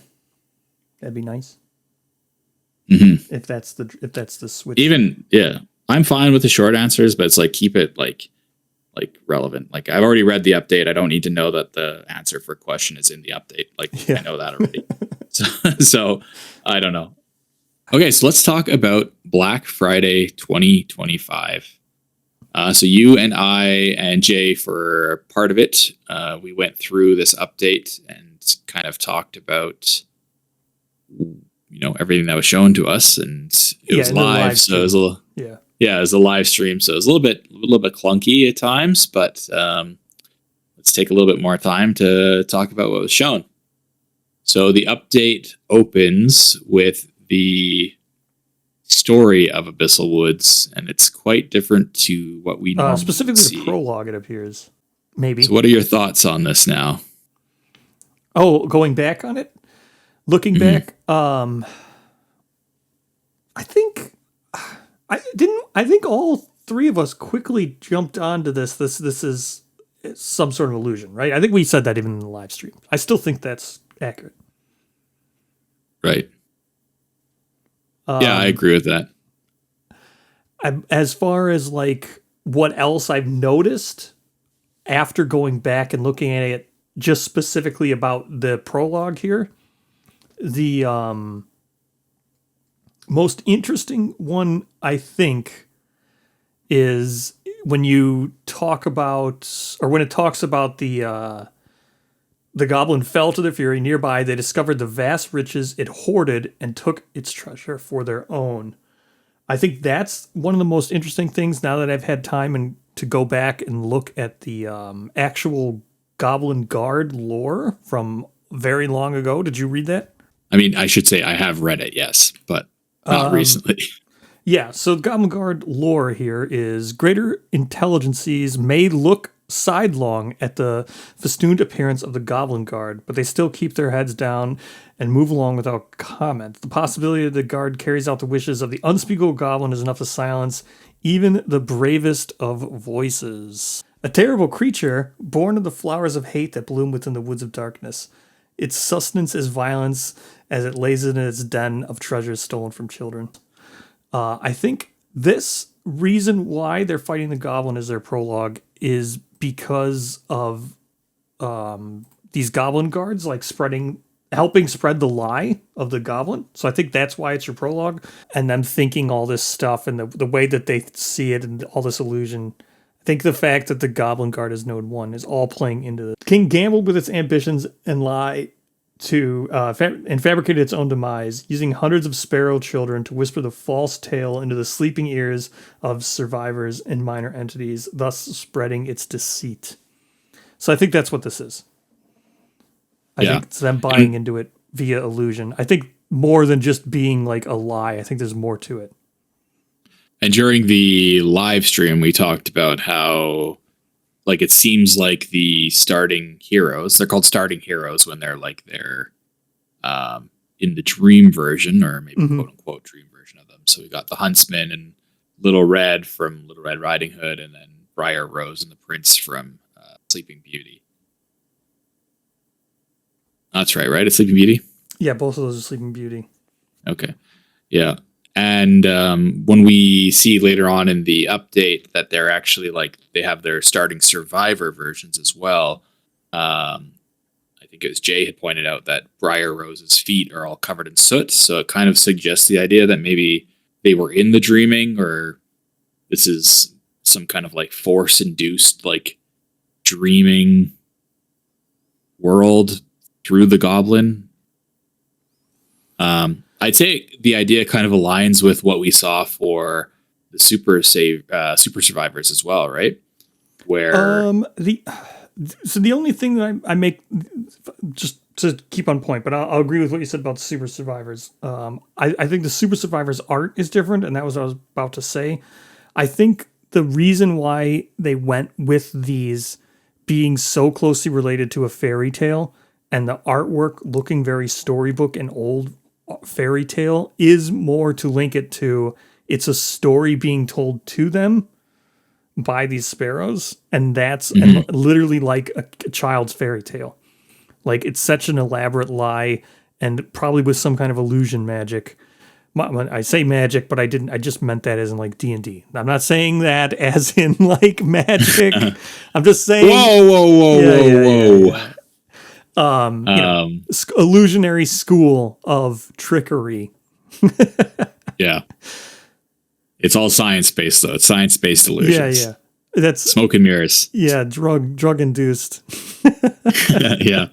But what I was going to say about the Super Survivors, right, is when they were pitched earlier, it was talking about how the survivors were listening to a savior dreaming, and they're influencing the savior's dream, right? They've got to go into the savior's dream to the savior is having a nightmare.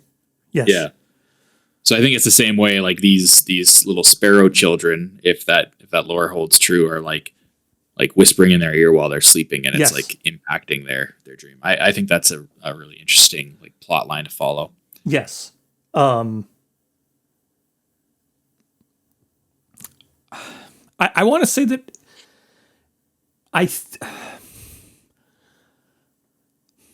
some of my thinking, again, not saying the only thing that prevents me from saying full on, this is a dream and they will wake up later at some point, full on, which I'm not saying it won't be that. I really want to believe that it is that. The only thing that's keeping me reined in is the mechanics of the game Kingdom Death itself. Meaning that because Kingdom Death is so modular, and because how Screaming Antelope works, and we know it's going to be the Node 2, so if you are fighting Screaming Antelopes and stuff, you're going to be getting resources. You're going to be getting... I do think, even whether or not... I don't think it can take place all within the dreaming. I think it's either going to need to break the illusion very quick by year 2 or something to get back into the regular loop of the game. I don't think this can be held up very long. But maybe I could be wrong. But that just from knowing what Kingdom Death is, knowing that they want to do the node system, noting that they want to make everything modular, I think they're going to have to snap out of this fairly quickly. How would you feel about the idea of playing 2 campaigns simultaneously? This is just completely, from my own mind, speculation, nothing based on this, but this idea of the survivors are playing simultaneously in this like dream world, but then also in like actual Kingdom Death at the same time. Like maybe you do one lantern year, they wake up, you do a regular lantern year in a regular settlement, and then they go back to sleep, and you continue in that like 1-1-1-1 kind of. I have thought pattern. about this as well, because it does show this, even in the story, right? If you go back and you look at the story, it shows them going back to sleep. Mm-hmm. I have so like the survivors don't know like what's real, what's not real, right? Like yes, if you were to do that, you would give up the game to the player pretty quickly. And as we'll talk about later in this update, I think it's definitely on the table for this Abyssal Woods to peel back the veil a little bit and really allow the players to be knowing of it as they put themselves in the feet of these survivors, like you would like a D&D game or like a tabletop RPG, like really hyming into the fantasy aspect of it, rather than now, where you're just playing and you're supposed to, to treat the survivor. People get attached to their survivors and stuff, but this, it might make the player their own thing, whereas that they're out there killing monsters and you're getting resources and you're spending them for them and everything, but that what they actually see is the dream and you're part of that until it breaks, and then you just change your settlement locations and everything. I could totally see that. Yeah. Like they're just completely like kind of like rose tinted glasses almost thing, right? Like they're what was the word I'd seen? They're enamored, like with vampires. You could say their reality is kind of redshift. Like they're awake. They're awake, but they're dreaming. Yes, but the player would need to know in this aspect. You as a player would need to know that, hey, they think they're spending coins and buying stuff from the bakery, but I know they're spending this monster organ to make monster grease. Yeah, just slopping a wet kidney or something on the counter. I could totally see that, where the game it tells the player early on what's happening, and then it doesn't need to be a reveal. It depends on what they're going for. If they're going to make it a reveal to the player, it needs to happen quickly. I think within 2 or 3 years, if it's going to be a reveal to the player. If the player's in on it and you know that you're playing a delusion, you can keep it going much longer because you're not waiting to like do you're not trying to do a big reveal over the player. Yeah. The one thing that really stands out to me as kind of funny about the intro story is that it's the prince's sword that's used to kill like both people, and then they're like, oh, there's a curse, we got to go out and fix that. So it's kind of like they're actually the curse. I actually had a different take on that. Kind of. If you look at the first thing when they're by the well, right? Where the 3 of them, you can see the 4 of them very clearly. But all the others here are just white. They're just like all wearing white. Well, I guess it's like brownish clothes. They're very faceless. They have no expression. They're like, what do they call that when a dream where you can't make out the people's faces? Like that, they're just faceless survivors here. They're like just numbers on NPCs. They're just NPCs. They're just numbers on your sheet, right? And the reason why this is very costume and mask orientated, right? Who's to say if there actually are thousands of Sparrow children, or whether or not it's just survivors wearing a goblin like costume, and in their deluded illusion, their delusional state, they're actually killing other survivors. That's why they call it a murder in the beginning, because they've just been repeatedly killing survivors because they're all insane. They're all just in this delusion. And the goblin guard they're fighting aren't actually, they're just like weird survivors in costumes, because like with everything you'll see, everything's a costume here. But yes, I did notice that they do call it a murder, and if you look at the second murder at the end, no one else is around besides them. It's like they're thinning their own numbers. But yeah, like they've killed everybody. Yeah, and now there's no one left to kill. Maybe the illusion's going to break. So, yep, I have thought about that. We just don't have enough to go on. Yeah, and again, like as a caveat to this whole conversation, like this is content that's coming out in 2030 by the timeline estimates, right? So yes, there's 4 years for all of this content to change and the story to change and artwork to change. So unless they've kind of finalized it, like everything is speculative. And I know, as you can see, as it starts, because we don't even know if that was the whole thing of the prologue, right? Nothing says that this is the whole prologue. It could continue. Like this thing with the Cheshire Cat here could also be part of the prologue story. Mm-hmm. Right? Like this could be like, hey, look, you've killed everyone, better follow me now. And you spend like the first couple of years being led around the woods by the Cheshire Cat as it leads you to the witch. And then that's where you set up camp, and that's where she breaks your illusion. Who knows? Like the Cheshire Cat could be an illusion of the Sparrow King leading them on, because if it follows, again, most of my insight of this would follow insight of the game that as we know, Kingdom Death. And if it does, not saying it will, just saying if it does, we know this the witch is the core, and survivors fight their core monster. Yeah. I mean, like the little intro section at the end, like underneath the Cheshire Cat, kind of like plainly spells it out, right? Like the Abyssal Woods will explore the chimerical, and I think chimerical in the sense of illusory or impossible to achieve is the definition. And deceitful. The darkness has never been closer. At the settlement's edge, the darkness is alive, teeming with shadows, moving with unknowable purpose. Only the bravest or most delusional will set foot outside of the soothing comforts of their cozy village.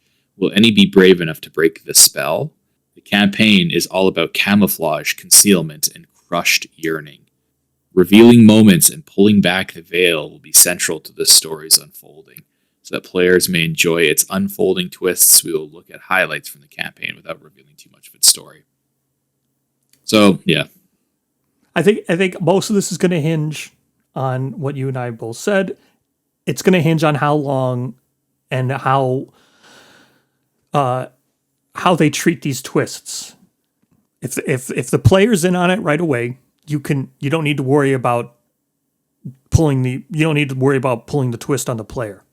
So you can stretch it out longer.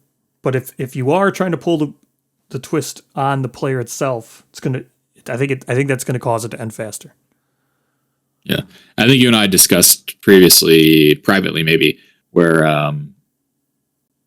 like the game is probably going to be like a foretold campaign. Like this is like Node Quarry 1, Goblin, the Screaming Antelope, Flower Knight, Spidicules as Node 2. Like this is going to be like a very structured playthrough.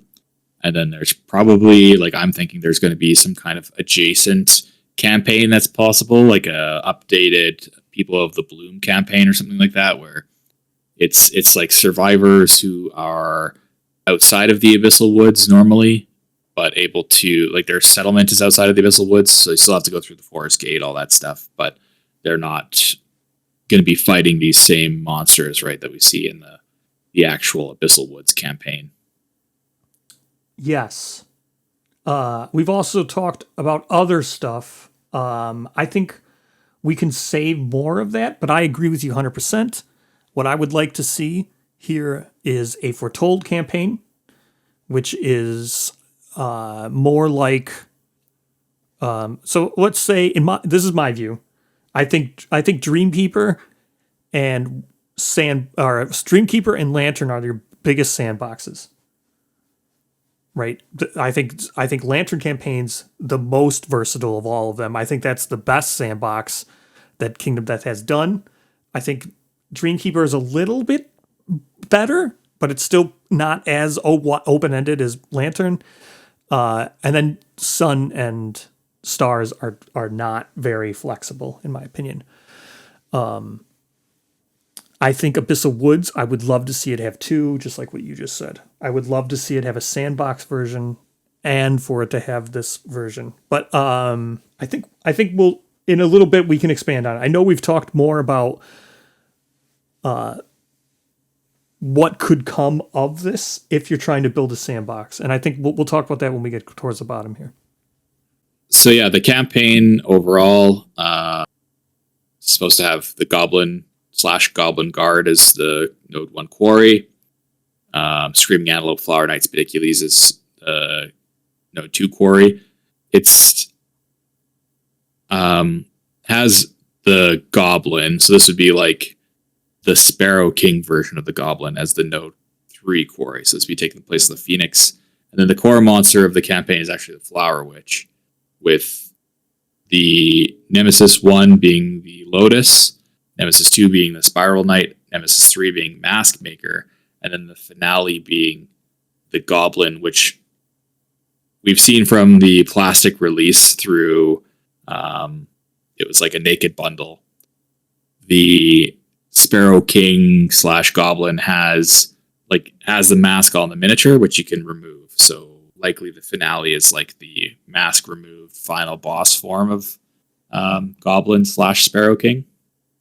Yeah, one way or the other. I agree. I don't know if it will be the final version will have the mask on or the quarry version will have the mask on.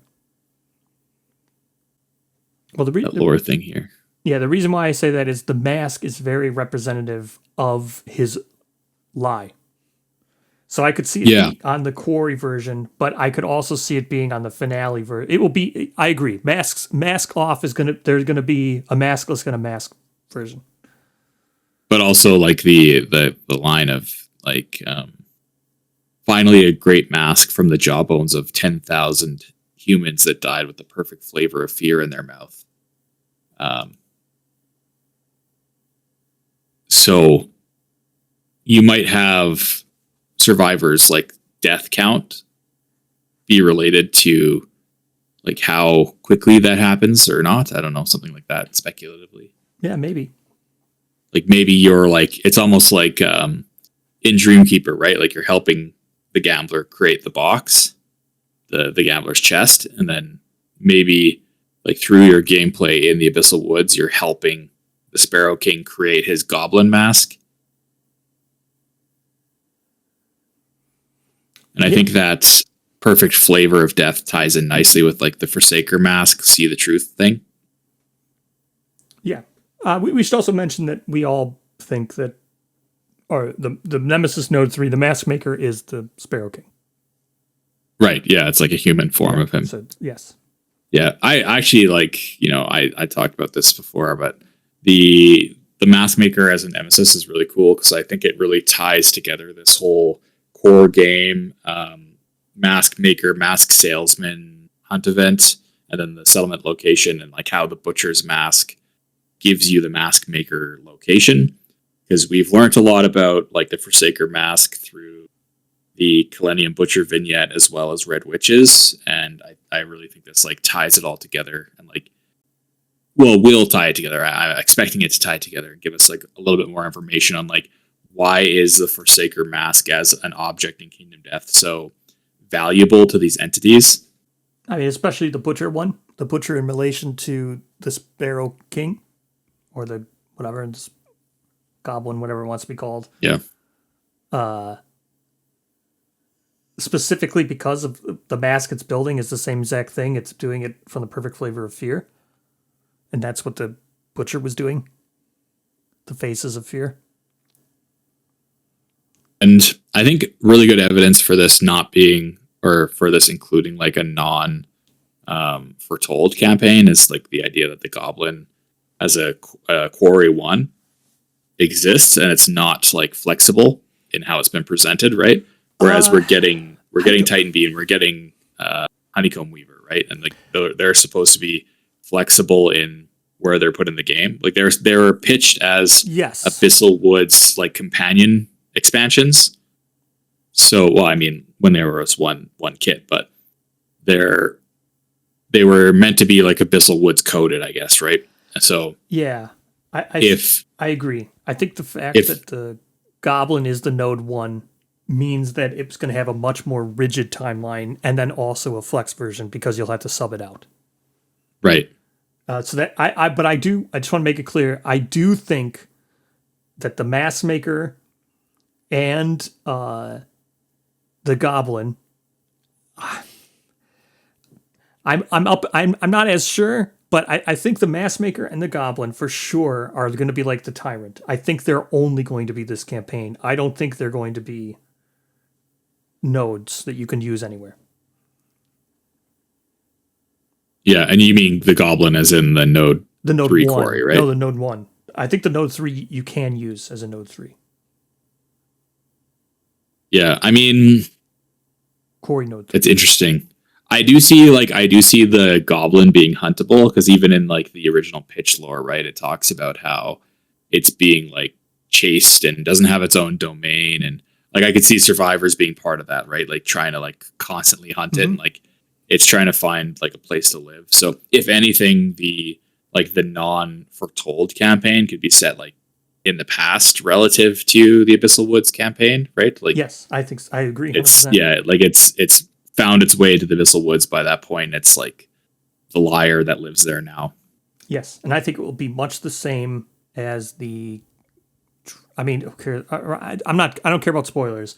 So I'm just, if you don't, I guess we should have spoiler warning because we're much into lore now, but spoilers now for sure with what I'm about to say. I think the Goblin, the node 3 quarry one, will be much like the Dragon King, where you're not killing it, you're just getting parts of its costume ripped off or something for the resources, just like the resources for the Dragon King is part of its mecha suit. You're not killing the right. Yeah. Yeah, I could see something like that being true. And then, yeah, I do like the finale probably is locked to this. Like, yeah, I think the finale, the node 3, specifically the Mask Maker, since it is its human form, I think that will be locked. I don't think that will be a new nemesis. I don't think you'll be able to use him anywhere. And the Quarry one. However, I would want to see Mask Maker not locked, because I think having like an alternate node 3 is just a good thing, right? Like, I think when you talk about this in the QA, right? Because someone recently asked us like 2 months ago, where it was like, are any more of the expansions coming going to be like Black Knight? And Poots specifically answered like, no, Black Knight's its own niche, even though we know that this has Mask Maker. Like he would have said, but again, Abyssal Woods has a node 3. Yeah, but we still have 4 years to figure this out. True. So I would like that to be adjusted so that we have more flexibility in our node 3 quarry choices, because it's right now it's Black Knight or Hand, right? Okay, done talking about monsters. So that's pretty much all the nodes for that. That's pretty much how what we think will be for the campaign and everything. Settlement events. I think we talked about this on the live stream. We don't have to retalk this again. Very storytelly. It's the Butcher, the Baker, the Candlestick Maker. Or should I say the Butcher. Right, yeah, the Butcher, and the Candlestick Maker. Starting gear. This one's interesting. I don't know. Could be anything. I mean, it's again, like, this is so far in the future. Like, we've looked at like cards that have been shown off in previous updates. For example, like the Black Knight Dark Herald update. So we looked at the Black Knight Dark Herald update, and the cards that we were shown in that, like, they're not finalized, right, for what we actually saw released. They're similar, but there's a lot of room for these to change. The only like really things that are interesting, I think, to talk about is like the background of the card is this actual like that yellow, really pale yellow color. I think this, because the starting story is also kind of like washed over in that same color. Yes. Right? Like this is what implies that it's like part of the dream world, is like this kind of yellow, and also, the artwork itself matches the same thing. So it's pretty much everything. And the green keywords, like everything about it. That's another thing that doesn't make me think they're saviors, but maybe it never leaves the dreaming, because otherwise this would be tagged ethereal. But Yeah, but I think even like putting it as the dreaming, but then tagging it with green text is kind of strange, right? Because it I should agree. be. I think this is a choice they're going to have to make, right? If you want to if you go into this saying, okay, after the prologue, the player reads it, and then the rules, we just tell the player, we're not trying to trick the player. We're just showing a reveal, shocking story narrative wise, not trying to trick the player. Then you could put the ethereal tag on this. But putting the ethereal tag on it, if you are trying to trick the player, gives the game away. So it's like that hard mix. Maybe these don't have the ethereal tag because they don't want to give it away. Yeah.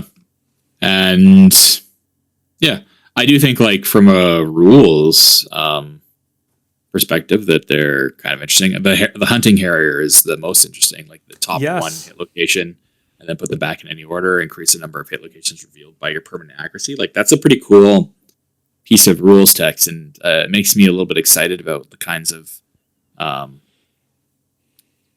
testing they're doing, the kind of developing they're doing in the back end, right? Yeah. And I mean, we've seen a lot of cool gear lately too. So yeah, depends on how strong you start too. That's the other thing.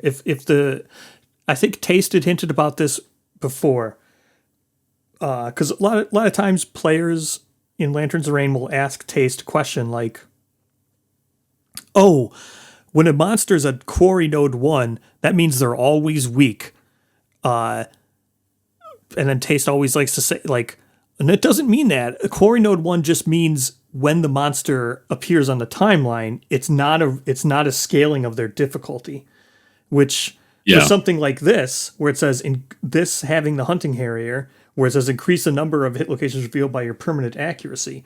If we both think that this dreaming is going to end in like the first couple of years, you're never going to get permanent accuracy. It's going to be very rare. The most you'll get is 1, unless the Goblin Guard itself is like a node 1 adjusted for difficulty because you're fighting it in the dreaming with these survivors, and then maybe you are going to have like 3 accuracy or something. Yeah, like it could be very much like a vignette, right? Yeah, right, where like these starting heroes have their vignette cards. It's a node 1 in the Abyssal Woods campaign, but it's not flexible, and it's not, and it's a node 1 only because it's the first thing you fight in the prologue, and it's first, and you start out fighting it. But it's definitely not difficulty scaled for node 1. So I think that could be interesting. Spiral Knight, and again, like this could all change, but like the Spiral Gate card where you literally turn the miniature and its spear, if it knocks like a survivor over, like that's like real, like that happens. They show a little gif of how it works. Like that's crazy. I think that's like a really, really funny rules kind of choice. And I was making some jokes about modeling for advantage and how I'm always going to play as the murder victim from Gambler's Chest now as my survivor, just so I can avoid Spiral Gate as an impact. The dead survivor too from Gambler's Chest. Yeah, exactly. Yeah, anybody that's low to the ground, I'm going to play as. It looks like my normal screaming survivor from Spedicules might not. He might still have his hands up too high and get hit.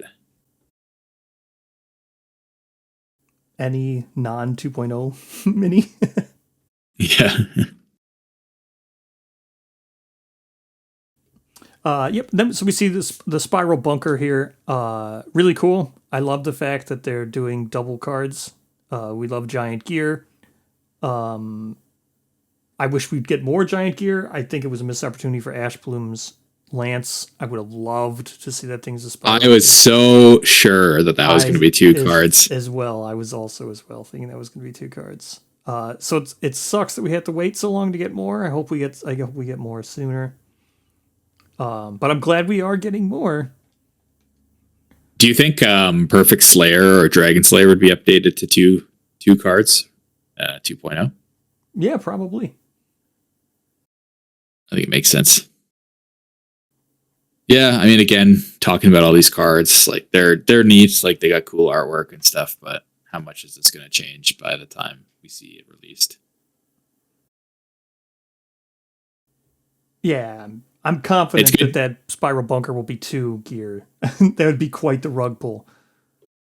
Yeah, no, but I mean, just even the AI cards and the hit location cards. Like, it's nice to see that compulsive reactions are like continuing.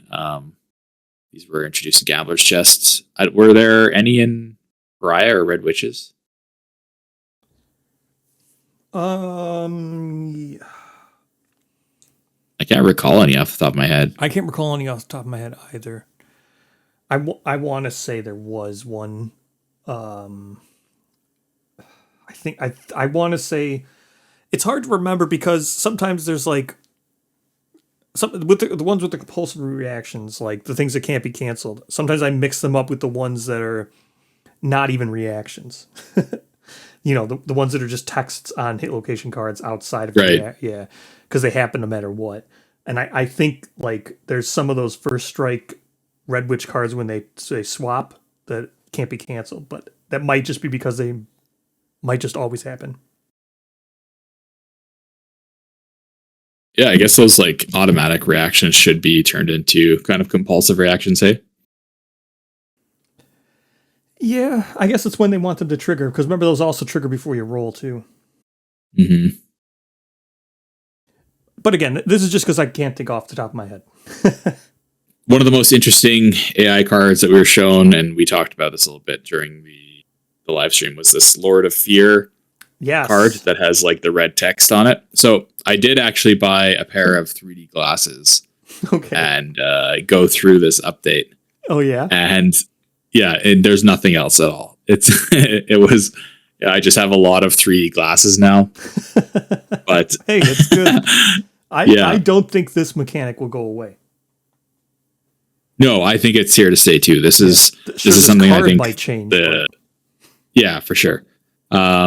So as a reminder, and this is kind of a spoiler, so if people aren't interested in spoilers, when you look at the Lord of Fear card through like a red tint, the card becomes fearful. And do you have it on hand, what it says? Yes. And I think you're not supposed to read the red. There's probably an animation, because I know I've made one of the red shifting the card and showing you how it works. So it should just say fearful. There'll be blue text that appears under it, but when it's red shifted, it will all appear black. So it does just say fearful, and then the card itself reads... Well, I guess, Lord of Fear says, its dreadfulness looms. The tang of fear stains your mouth. When making brain trauma rolls, roll twice and pick the lowest result, then subtract monster level from it, which is actually a brutal card, just in general. Yes. Especially and then you redshift it. It says, Deceptions laid bare, the Sparrow King is seized by ruinous desperation. The monster has +2 damage, +2 speed, and draws +1 AI on monster turns, where you are the monster controller. That audio probably was awful because I was like right next to my mic, leaning forward, trying to squint through one lens of my 3D glasses. It's not legible if you're wearing 3D glasses, by the way. It's only with the red filter, which makes sense after I bought the 3D glasses. I'm sure they'll provide us with something. Mm-hmm. But yeah, that's what it says. Yeah. So this is interesting. Very interesting. This means that, one, this is going to be a mechanic of this monster specifically. So even if you use it as a Node 3 quarry outside of this campaign, it's still going to have this red shifting. Yeah, I'd like to see, like we talked about, how it might be like a red card sleeve or something like that. You slip over the card and that reveals it. Yep. But I'd like to see some kind of like really high quality accessory for the game, like a red magnifying glass or something like that you could hold. I would like to see something that allows it to branch out beyond cards. So this is what I was talking about. When I said we can come back and we'll talk about other ways I would like to see for this box for the Abyssal Woods that would be a non campaign version of it. And that this would be it. If you, because the Abyssal Woods is meant to have hunt events. It says it's going to. So they'll be in the book. Now, if there was some kind of something that you could use to even overlay cards or overlay even in the book, then you could do this on like Abyssal Wood hunt events and stuff. And I think that would be amazing. Yeah, you could do it on all kinds of cards, really, right? Settlement events. Yes. Everything. Even fighting arts, like maybe. So your idea behind this was that this artwork that shows us this kind of eclipse, right? Like this is what's causing this red shift. I think it has something to do with, I don't think it's causing the red shift. I think it has something to do with the red shifting being the weakness of the, the revealing, it's seeing through its constant and revealing the truth, or breaking up the illusions is the weakness of the goblin, Sparrow King. And I think that eclipse like thing shows something else later near the end, after post core, whether it's killing the flower, which has resulted in this eclipse because she's no longer whatever she's doing to the black hole. She was putting a protective veil around it or whatever to keep with her dead now, or her gone, or her stopping. The result of that action, or the result of the end of the campaign, is culminating in everything being drowned in this red because of this eclipse, thus making all kinds of things that used to be under this illusion could suffer from this red shifting effect. But because this monster is also a quarry monster, I think the gear, something else, whether it'll be a lens that you can actually make at the location when you're using it as a quarry, something else will have to let you do this, that the one or two survivors would be able to see this through a fight. But I think the story itself with that eclipse, that's leading towards the end of the story. Yeah, I think it's maybe like a cat eye circlet kind of thing, right? The thing for when you use this Sparrow Goblin, yes. I think there'll be another version of it that the survivors can utilize when they actually fight it as a quarry. But, I think the story beat that eclipse is representing is the ruse being given up over the Abyssal Woods itself. Because you could see, even in that image, everything is now like black and white, which is what would happen when you redshift a card. Everything is black and white. And strong black and white like this. The artwork, though, it shows like the male knight from the generic world that we got in Gatherism. He's doing like his herb gathering thing. Do you think this is going to be like the Gatherism table, but not locked behind the philosophy? Or do you think this is going to be just herb gathering, but Abyssal Woods? Yeah, it could be because this is like so different. This is not, if you like this image, what it's showing here, if this is the Abyssal Woods with these trees, like this is not what those illusions show. I think the Abyssal Woods is probably a far more bad place. Like, even look at these like owl. I don't know if they're cancer pigeons or what these are supposed to be, and the bugs. This reminds me a lot of that one piece of artwork from Berserk, right? Where they're from the Abyss. Like, yeah, exactly. Or Quiloff or whatever that. What was it? Quiloff? I forget what that place is called. I know what you're talking about though. It's your favorite little guy. Yeah. You can post it in the video right now. The favorite little guy. There he is. Make him do some editing. You gotta use that sound effect too. The video, when the picture comes up. Yep. But yeah, even like if it extends into these hunt events, regardless of if this is like Gatherism for non-arcs or if it's just herb gathering, this could have this whole red shifted section, right? That you can only access like while this eclipse or whatever is happening or something. It's the extent of them being able to do it is very cool. And the alternative is that they can also do like the blue shifting side, and it doesn't have to be in the Abyssal Woods campaign, but they could do that in another product, right? Mm-hmm. Where they're able to hide information under the blue glyphs, and then putting a blue filter over it reveals the red text. So it's very neat.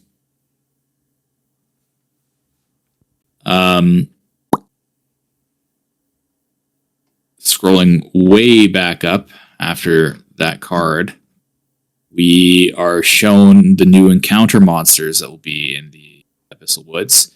So these are these are like the little Luna moths. We actually had gotten like these have changed quite heavily during development, right? Like the original pitch, like we had that Lorinda Tomko artwork of the Luna moth, very like feminine body. And now they've turned into these kind of like plump little moth creatures. I've got to say, like I like these moths. I think the wings are like thickly designed, but I prefer the original design myself personally. But I know the community's kind of gotten really attached to these little guys.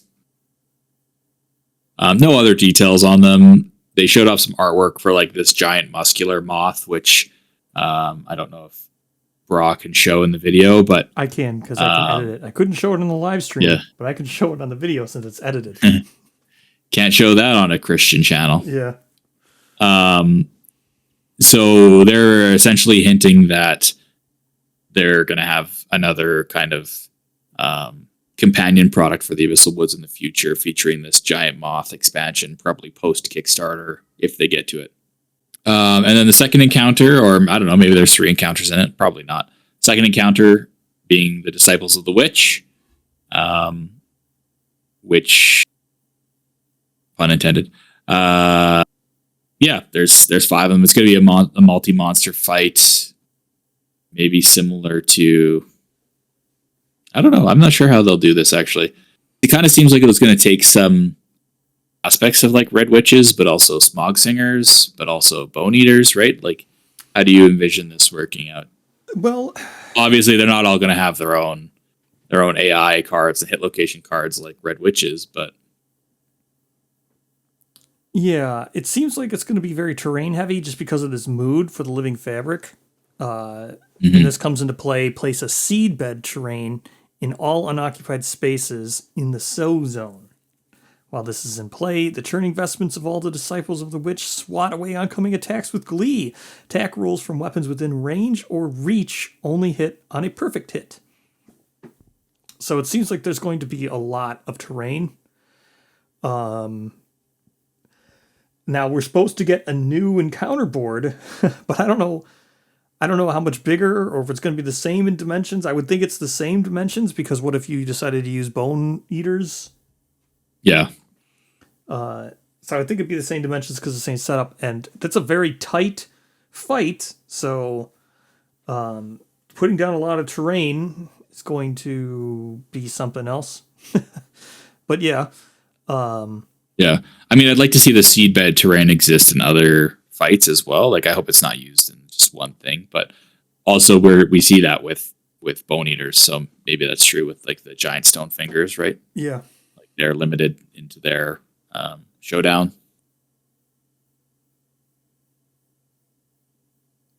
Yeah. We get a little tease of some survivor status cards that are given to your survivors, and then they are basically like they carry on, like you keep them. I think this is a really, really cool design space for encounters specifically. Yep.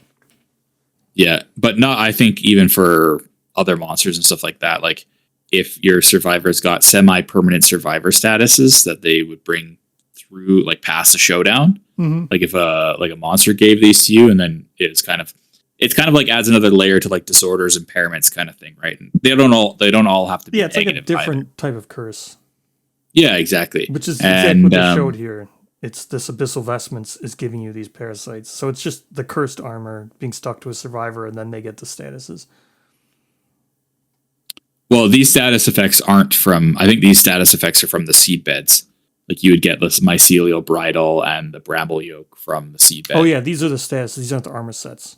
Oh, that's okay. Yeah, so the cursed one gives you a bad armor set, maybe a good armor set, but I think the Abyssal Vestments thing is going to be amazing. I think so too. So you use your activation and replace one of your armor set bonus cards with a symbiotic armor set bonus of your choice until the end of the showdown. That gives you a lot of opening. Like if there's, 5 armor sets, there's 5 flower witches. So I'm assuming there's going to be 5 symbiotic armor sets. Each one has like a different function, right? Yeah, most armor sets are just give you bonus when you bonus armor and stuff when you depart. So changing them in the showdown is good. You could activate this, and then you get you're able to change on the fly, basically, right? To react to conditions of the showdown. Yeah. It's very interesting. It's also got the Abyssal keyword. Yeah, that's and other. It's got a lot of bad keywords. I guess silk isn't as bad, but silk can also be flammable and stuff and can be washed away, but this is cursed, so it can't be. Why I'm thinking about Abyssal is because the gear cards from Gatherism. That's why I brought Gatherism earlier, is that one of the rare gear that you get from there has the Abyssal keyword. Yep. So that's why I'm thinking that maybe if that is like a non-arc Gatherism, basically, it'd be cool, especially if it has some synergy material with Gatherism. Like if you're able to bring those Gatherism terrain tiles out of Gatherism into a non-arc survivor campaign, that would be okay with me. Yep, I agree. Next we have the Flower Witch stuff, which is interesting because it shows this artwork here. This is like very Kingdom Death artwork. It's like OG artwork, but you can tell that this is not part of the illusion. I think it's even fair to say that might be Huntsman that is right there being shown because of this. I don't think so. It could be, like I said, who knows? I don't think it is. But don't they both have the buns? I forget. No. He has a bun, but he has a big beard. Oh, he has a beard. I think that's just a generic guy. Yeah, okay. That's fair, because he doesn't have a beard. I see that now. But either way, this is definitely not in the illusion. Yeah. You're definitely encountering her, not an illusion version. Yeah, and she's one of the two models that has the hard plastic release. I think she was also released in a naked bundle, right? I'd have to look. But you're probably right. Yeah, I'd have to look too. I have a feeling she was, because why would she exist in plastic otherwise yet? But, yeah, not too much shown about it. They're probably going to be pretty tight-lipped about Flower Witch and what that's like. We get some gear that shows kind of some of the stuff we can make with Abyssal Woods gear. There's a picture of like a staff here. I think that's exactly the staff that, the Flower Witch on the very left-hand side, when it shows like all five of them doing their like Avengers pose kind of thing. I think that's his staff. So I feel like you might be able to get all of the staves as like rare gear, perhaps. Yeah, if you kill her, you might have to take up the mantle of the disciples. Yeah, and there's always a potential too that they have it as like some kind of vignette or something where you play as these characters. So. Yeah. TBD. Some new Nat K artwork of settlement locations. Mm-hmm. Yeah. The only thing to note, I see the Blossom gauntlets here. I don't know if they're from which. They could just be an armor replacement. Could just be, maybe this doesn't use leather and you use Blossom gauntlets to craft that. Either way, they have the climbing keyword, which is interesting because I have a feeling that will probably be that one event for the black hole that they show right after it. Yeah, but it also has some nice synergy with maybe Inverted Mountain, right? Yeah, if you could use like RAM or something else, if you could swap out nodes. Yeah, and like depending on where this gear, like what triggers this gear, because it looks like Flower Knight, right? Because of the Blossom mask, but is it Flower Knight gear? No, it could be any. It could be. This could just be like a replacement. The Blossom stuff could just be like leather replacement. Like it's going to be like the Pawn Scum armor kind of thing, like just like replacing Skinnery or replacing. Yeah, it is pretty high armor points though for like just a like generic settlement location replacement, and it is strangely like Blossom Mask is strangely limited to Flower Knight content, right? Mm-hmm. Well, no, it's not Flower Knight.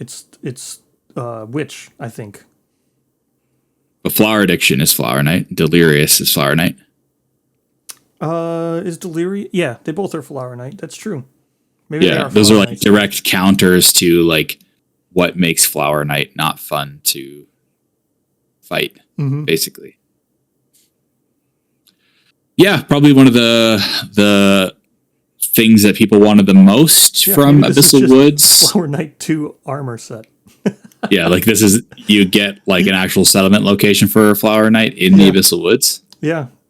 I could see that, actually. I could see them doing that. Like there's like sense memory for like non-Abyssal Woods campaigns, and then there's like Flower Armory or whatever you want to call it for in the Abyssal Woods.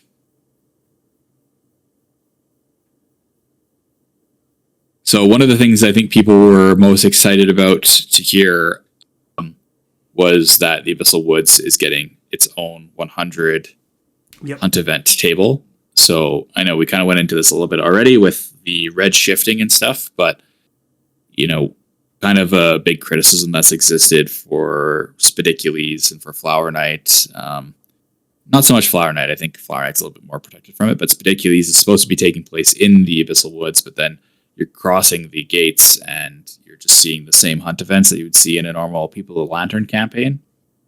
So getting this extra flavor for the Abyssal Woods and being completely set in there is really good to see. Mm-hmm. And they've teased this one hunt event called Shrike. Has amazing artwork, terrifying artwork. Yep. Well, this monster is birds.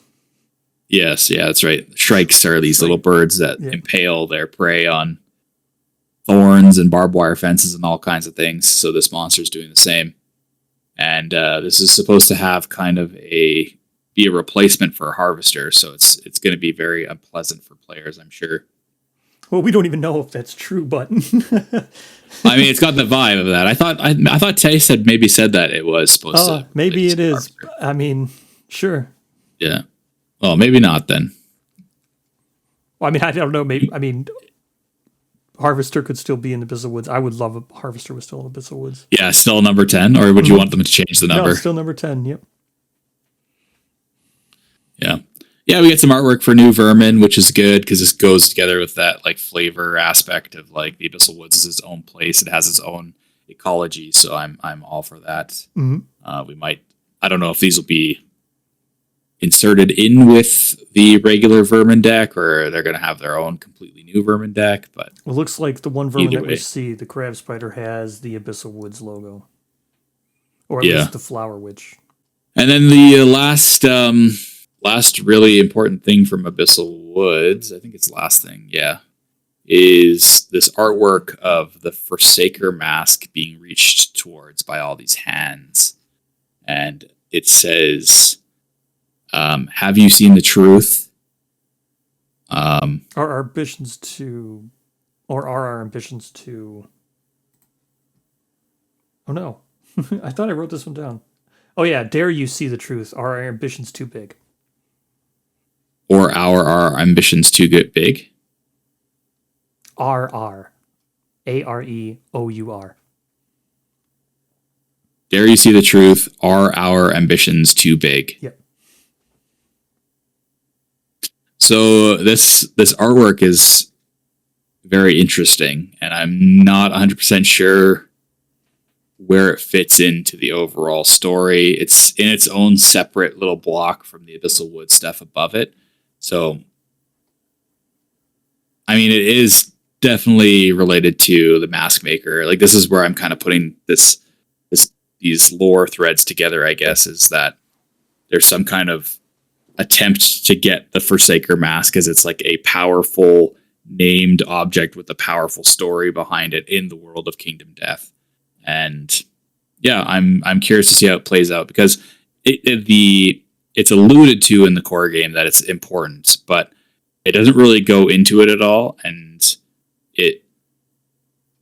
with how much emphasis they've put on it in recent releases, it's clear that they think it's important as well, right? Yeah. I mean, it's really hard because if you want to pick imagery that the players associate, because you can't expect everybody who reads every single one of these to be a hardcore Lantern's Reign person who's following everything and has the ciphertext available to them to translate this and everything, right? But so if you're just putting this down, putting an image together that you want to show, and you highlight the Forsaker match, which you know is from See the Truth, it gets, just from knowing that the players will associate with See the Truth, I think is strong enough imagery to just say that might be the only thing they're going for. Right? Like, because everything above Abyssal Woods has been toying with this. It's all an illusion. You got to break through your delirium. You can't fall victim to it. You got to pierce the veil. And then it closes it out by showing you something that relates to seeing the truth. So I'm also very mixed on what this could mean, but yeah, and I don't know, maybe it's like a hint that the Forsaker itself is the one that's breaking the breaking the illusion, right? Yeah. Because I mean, right after this, I don't think it's coincidental. Right after this is where they show Briar Rose and the Prince as like their survivor forms. I agree. Right, so it's like everything above this is kind of up for debate on like its place in reality, whereas like I think everything below this, like the veil has been pierced post this image, and like this is like they are survivors and they're in their new world now, right? Yes. Yeah, I mean, I've thought about, yeah. I mean, because then you have to think to yourself, okay, what kind of parallels, like you were even saying with the mask maker, and the mask that the goblin builds is from the Faces of Fear, the fearful death and all that stuff, and you taste death from See the Truth. So there's a lot of stuff that could play into See the Truth, but then you also have to remember, See the Truth is definitely related to a Forsaker and stuff, but it is. But again, like the Forsaker mask, like the gear card, yeah, you can archive it to build the mask maker settlement location, and right? then you can get all kinds of masks. Whether or not that means the mask maker's coming or what, I don't know.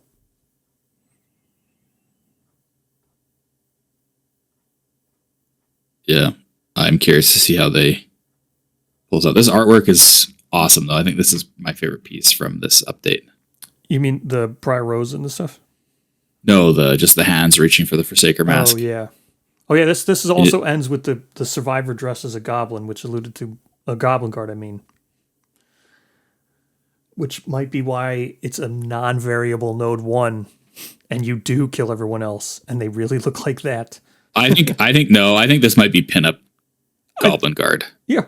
I could totally see that too. But I'm just saying, the placement of being right after this, right after the two survivors as starting survivors.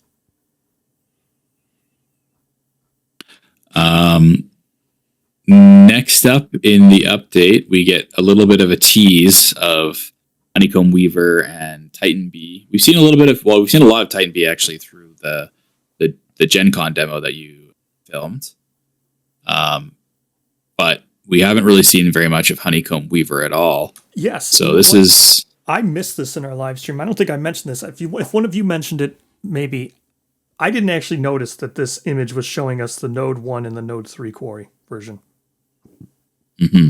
I missed it completely. But this is the quarry Node 1, the smaller, and then that's the quarry Node 3. Yeah. So I'm excited to see how they play out as different, as different monsters. Like, you think they're going to have like completely different AI decks? I'm assuming they're not going to. They're probably just going to have some like legendary traits or something like that are separate. Yeah, I don't know. And then maybe because it'll probably be like an infant Sunstalker kind of thing where it's like the fight was designed as a Node 3. Yeah, but if they are the same monster, how do IRs work? Do they have the same IR deck? What if you kill a level 3 node 1 quarry? Do you get the same IR from a node 3 version? Yeah, interesting. So it's stuff like that's gonna be interesting. I don't know. I've never seen it. We don't have any examples of a quarry monster having multiple nodes. So Yeah, this it shows like the settlement location, or one of the settlement locations at least, the Anchorite Spire. I actually had to look up what that meant the other day. I didn't know what an Anchorite is, but it's like a type of like hermit monk kind of person. I don't know a ton about like the history of anchorites, but I thought that kind of faith-based approach was interesting. So I feel like there might be some innovations or something like that with Honeycomb Weaver that lean into this idea of the religious vows, or hermetism or something like that, seclusion. Yeah, that's really speculative, just based on a single word, but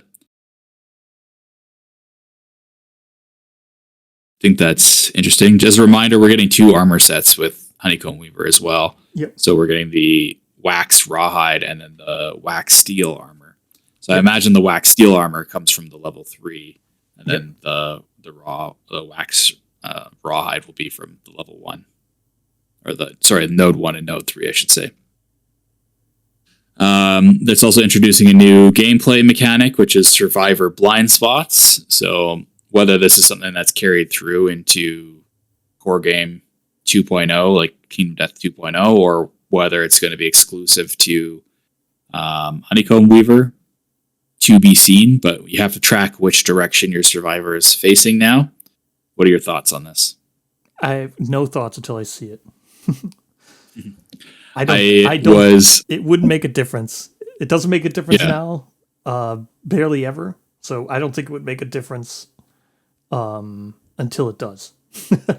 I was trying to think mechanically, like, how does this work? Like, why do we need a survivor blind spot? And the J horror aspect of Honeycomb Weaver, right? Mm-hmm. I'm wondering if maybe if like nobody's looking at the Honeycomb Weaver, if like everybody's facing away, it like can appear in your blind spot, like teleport, like kind of.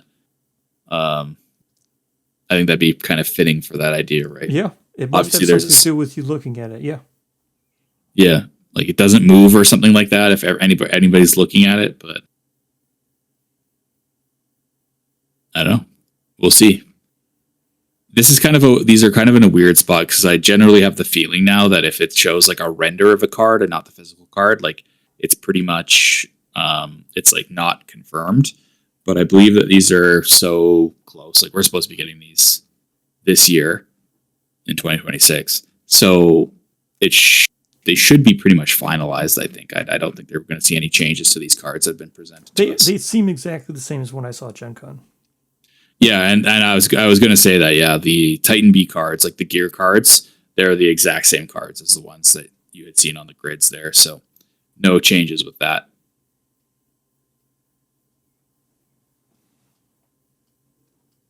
Finally, we get some Screaming God stuff. So Screaming God does show that it is replacing your finale. So interesting. With the Parasite Queen, you mean? Mm-hmm. So, very interesting. Also, with the Node 4 quarry, it shows, I don't know, kind of like an optional thing. See where it goes off to the side, and then it just says plus.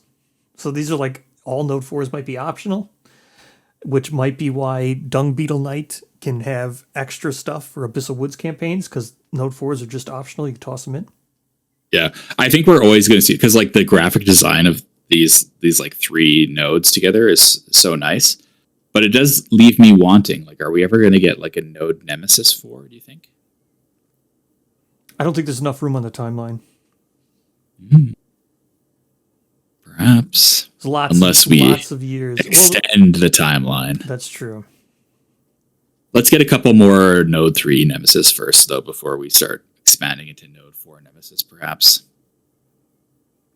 You only have so many you can like take up. Because remember, when you just by not using hand, you're already adding 2 more to a timeline just by using Black Knight. Or add a Node 4 Nemesis that you have to Heart Flute. Like, it has to be called that way. You can't encounter it any other way. Yeah, that could work. A special node. So like, yeah, if instead of being a pillar, if the Super Survivors was a Node 4 Nemesis. Something like that. I think I like it better as a pillar, though. It makes more sense. Well, I mean, that's, yeah. We were dealing in hypothetical. Yeah. No, this is fact. I declare it to be fact. Yeah, one of the cool things from this year is we got, like, Taste has kind of teased quite a bit about certain topics throughout the year.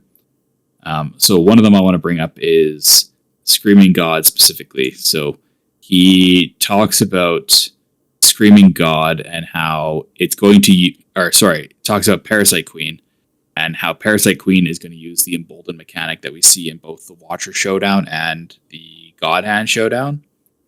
And they say that the first and last spoiler that they're going to give regarding the showdown is that if the Watcher is, survivors may embolden during specific circumstances, and God Hand is, survivors may embolden once at the start of the turn. Parasite Queen is, survivors may embolden up to 3 times per turn. So you're able to kind of refresh your survivors. It kind of implies that Parasite Queen is going to kill a lot of people or remove a lot of people from the board in some way.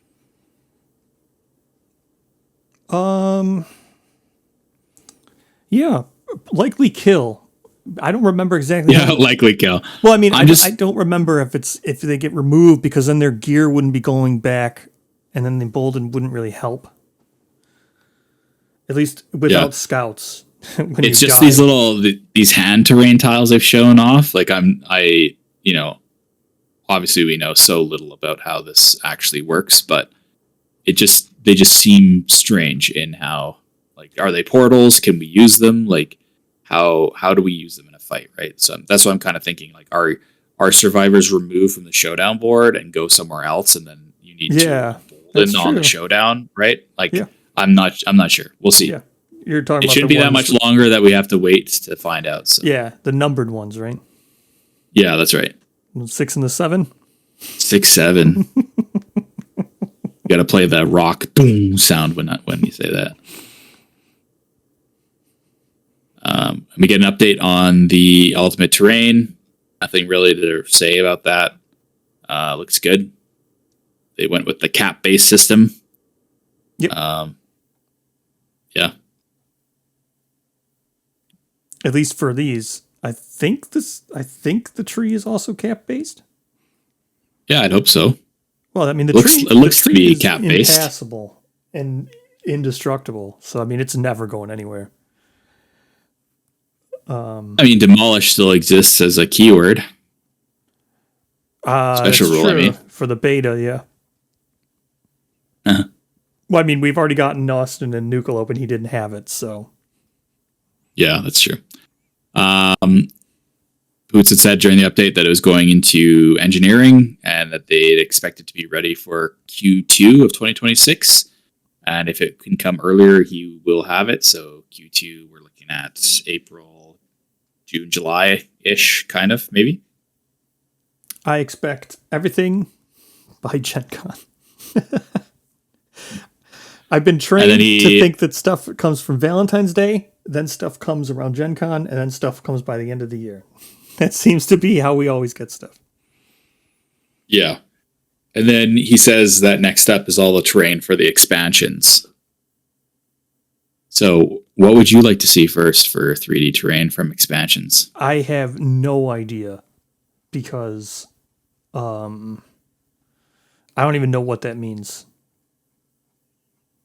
It means like, Silk Nest and Lion Knight stuff. But would you have to order it all? I guess you'd have to order it all in a big bundle, right? Yeah, I don't know. I'd actually like to see Gambler chest terrain first, because that makes That's what I was going to sense. say, because there's the most universal stuff in the Gambler's chest.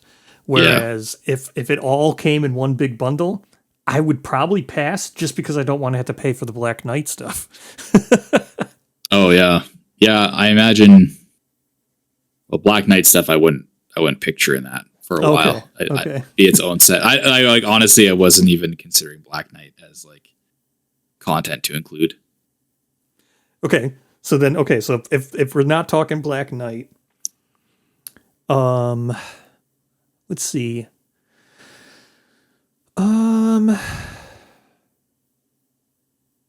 Maybe you make the big ticket items optional and you go for just the like universal ones.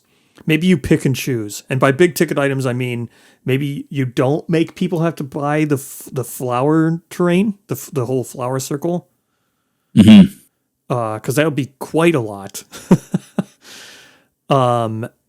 Maybe you just go for like the most common ones. Maybe you just go for, hey, let's do the Frog Dog leap pads. Let's do the Lion God ones because that uses them all the time. What else?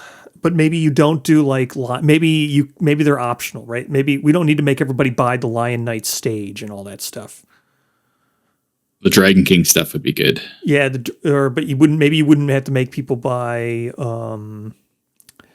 Yeah, the gates would be quite a bit though. See, I don't even know if I'd want to buy the gates and all that either. There's a lot. It's hard with the expansions. I would hope they would go like kind of. I'd hope they'd find a way to sort it because I don't think I'd want all of it. There's a lot. Just thinking about, I have a whole terrain box of my monster terrain. Like, I think I've used the Pariah box. No, yeah, I think my Pariah box or my Frog Dog box, I can't remember, is just my monster terrain. And it is quite a large amount of things that are like, I can completely set aside and never need, because if I'm not going to use Flower Knight, like, I don't need any of those things. I don't need the whole flower circle. If I'm not using Lion Knight, I don't need any of that. If I'm not using Lion God, I don't need any of that stuff. Like, there's stuff that is like just put away for like years because I might not use Lion God all year, and it takes me a year to do 2 campaigns. You know what I mean? Right. So if you could piecemeal the flower circle and the Lion Knight stuff, because that stuff is so restrictive to when you would actually need it. Yeah, I can see it either like there's one of two things. Like, they either release it all as independent things, and I mean they could do both technically, but you know, storage room is finite, I guess, when it comes to warehouses. So you either have each expansion that has terrain like gets its own kit, or you have like a Campaigns of Death kit that's like whatever terrain is in Campaigns of Death plus whatever doesn't get adjusted for expansions of Death, right? And that's kind of what it is. But I imagine because the core game kit is pretty large, like they probably will stick to these large like deluxe box sets, and because the table, they already said they're not really looking at printing any additional tables, it's like whoever's got it has got it. So I think you're kind of all in or not all in. Yeah. I mean, I get it. It's going to be hard to do. I just the cost that I'd have to see the price tag to know, right? Because I just know that the most of that box is going to be the flower circle. Yeah. And then last but not least, really, we get a little bit of an update on COD. It says that they're working on it, print deadline looms, but this statement is a little bit kind of contrary, I guess, to like the official position. So this was another kind of comment that Taste had made in Lantern's Reign, saying, they say it may be more accurate to say that Campaigns of Death is in a somewhat sequestered development track, and that regardless of where Campaigns of Death is, we expect the release schedule of other major expansions to remain stable. This can be perceived either negatively or positively, but this was purposely done so that Campaigns of Death could receive however much attention or time it needs without affecting the overall release schedule. And then, honestly, content-wise, it's pretty far along. The most time-consuming facet of Campaigns of Death by far is testing, and there are so many interlocking systems that it's difficult to anticipate how much testing will be necessary to properly review everything. It may be a month or two, it may be longer. So, while there's this print deadline that looms, we know that deadlines are kind of a fluid thing in the world of Kingdom Death. And realistically, the team is trying to get it done and trying to get it done properly. So there might be further delays to Campaigns of Death, like where, I'm at this point now. I hope it comes in 2026. Will it come in 2027? Perhaps. Hopefully not further than that. I do really want to see this content because I think it's probably one of the most important things for the game going forward. And yeah. Yeah, I agree. I think it's one of the most important things going forward. For multiple reasons. I think I've said this before. I'll just clarify. Not even because of the content. Look, I want all the content and stuff, but I also really want the node system finalized, not just because I want COD, but also because I think we're reaching a point where it would really benefit even the stuff we're getting. Because we're already starting to get pillar white boxes, and I don't even know how the pillar system works. So I know they do, but I mean, like, is it going to be random? Is it one at a time? We have pillar cards. I'd like to see the node. I'd just like to know. I think we're reaching a point now where it's like I'd like to know. Mm-hmm.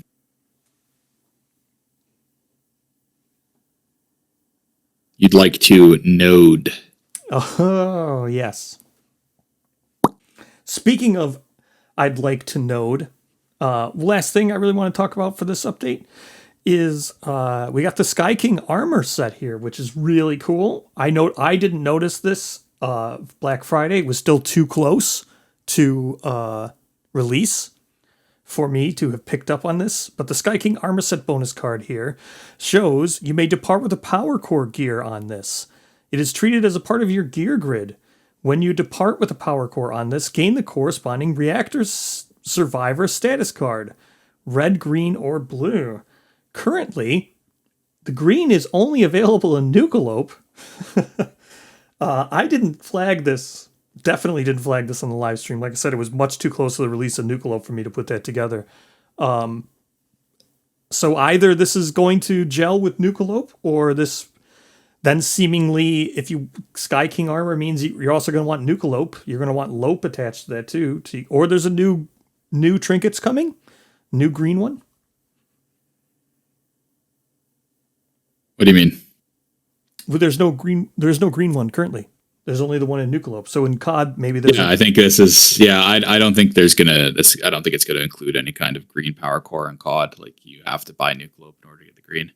I think that's going to be like the synergy content that was talked about in the QA, so right? Yeah, I think so too.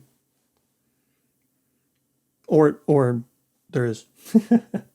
Or there is, yeah. Who knows?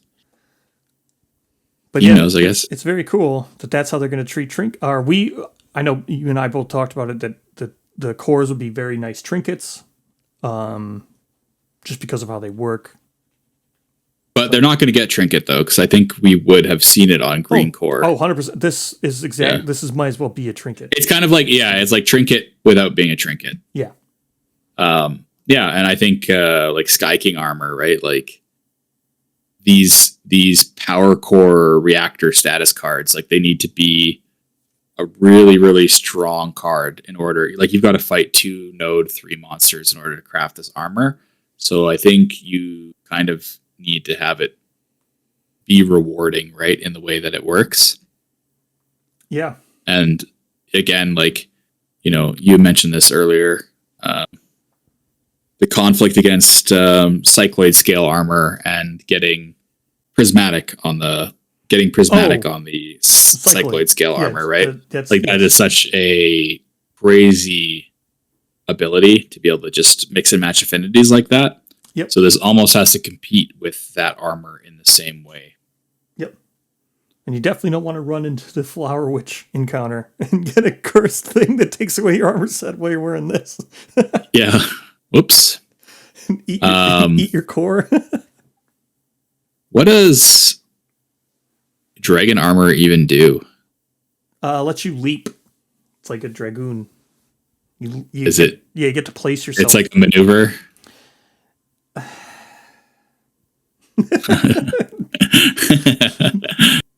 Maybe. Yeah, maybe. I'm just wondering, like, does dragon armor need a big buff in order to make it like comparable? I think the game has made the ability to place yourself a big enough buff. Dragon armor doesn't move you; you just place yourself outright, and that could be really helpful in like Dragon King fights, or not Dragon King. Well, I mean, also yes, Dragon King fights because he's a 4x4 monster, so you can place yourself on the other side without having to need to move around him. But I meant Black Knight, where like you can't move. Moving on the train is bad for you. There's also there's placing yourself in congested areas like a Bone Eater encounter where like it's really hard to move because all the terrain is so cluttered. I think the ability to place yourself has become a big enough buff that I think it's getting better as the game releases more stuff. One of the other things to point out with the Sky King armor too is that it is not a hybrid armor set anymore. That was something that's changed. And essentially there's going to be an entire settlement location. We're seeing I believe we're seeing the settlement location. It's like that kind of... Yes, the observatory. Yeah, the observatory where you're seeing the faces in the sky. Yep. The artwork is tagged with Slay the Skies. I'm sure that's some kind of like observatory, celestial observatory or something.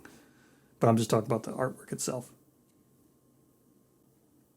So in Lantern's Reign, this was pointed out, and Taste made a comment on it, and they said that Sky King's a unique armor set. It can be built when the appropriate synergy is within your campaign. This would be obviously the Sunstalker and Dragon King synergy. And they also said perhaps it would be more accurate to say it's an entirely new settlement location worth of things. So there's going to be this juxtaposition now, or this balance, I guess, this balancing game you've got to do. Like, you've hunted Sunstalker, you've hunted Dragon King, you've unlocked the Sky Reef Sanctuary, you've unlocked the Dragon Armory, and then you unlock this new Sky King settlement location. And you're going to be able to pick and choose from all these different gear pieces, and really, like, I think there's going to be a lot of pressure on players in order to decide like what they want to craft from either of the locations, because you're going to be pretty limited, I think, in how much you can craft. Mixed bag, kind of the Sky King location, right? Yeah. But you're already like, because you're doing the Sky King armor, you're already kind of forcing yourself to have to build power cores. So that leaves you with even less to focus on in the Sunstalker side of things. Yeah, and if you're going to be using cores, you probably want to use nuclear stuff, so you're going to make the Dragon King weapons. So if you're getting the green power core, at least you've got like some Dragon King resources left over that you can choose. Hopefully we get a nuclear katana. Yeah. I think that was shown, actually. That was shown in the artwork, the original COD update, I think, right? Yeah. So likely that's going to come through this settlement location, you think? Yeah. I mean, it's hard to say because of just the world that we live in now for Kingdom Death stuff. When you ask, well, where are you going to get this gear from? Well, I mean, it could be a seed, it could be an IR, it could be a pattern, or it could be a settlement location. It's going to be one of them. I would assume it's not an IR, the katana. I would assume it's probably from this location, yes. Yeah. Because you wouldn't want to give it an IR to one of the monsters because it's so unique to this armor. So ruling out IR, a seed would do it. A seed would be one because a seed would be very limiting, and it wouldn't show up when you're not playing with Sky King. So it wouldn't show up in parts of the monsters when you're not playing with both. So yes, I think it's going to need to be a seed, a pattern or an IR would show up even when you're using the Dragon King or the Sunsucker by itself, because they're probably going to be tagged with one of them. I guess we can look at the Sky King miniatures too as like a hint of the kind of gear. So I think you're right. I don't think we're going to get. It'll either be like an updated Dragon Armory or maybe like a settlement location extension. Because like when we look at the actual Sky King miniatures, like there's that massive great sword, there's a shield and like a regular sword, daggers, paired daggers, and then a bow and likely an arrow as well. So I think that's kind of what we can expect, right? And maybe a quiver. I think this character might have a quiver. We can probably expect those items versus like additional Dragon Armory or additional Skyreef Sanctuary stuff, right? Like it'll probably be like special gear to sync with the affinities of the Sky King armor. Yeah, because you don't want them mixed in when you're not playing with Sky King. Yes. Mm-hmm. Yeah, so I think you're right. Probably a seed or a pattern card or something like that, or it could just be an extension.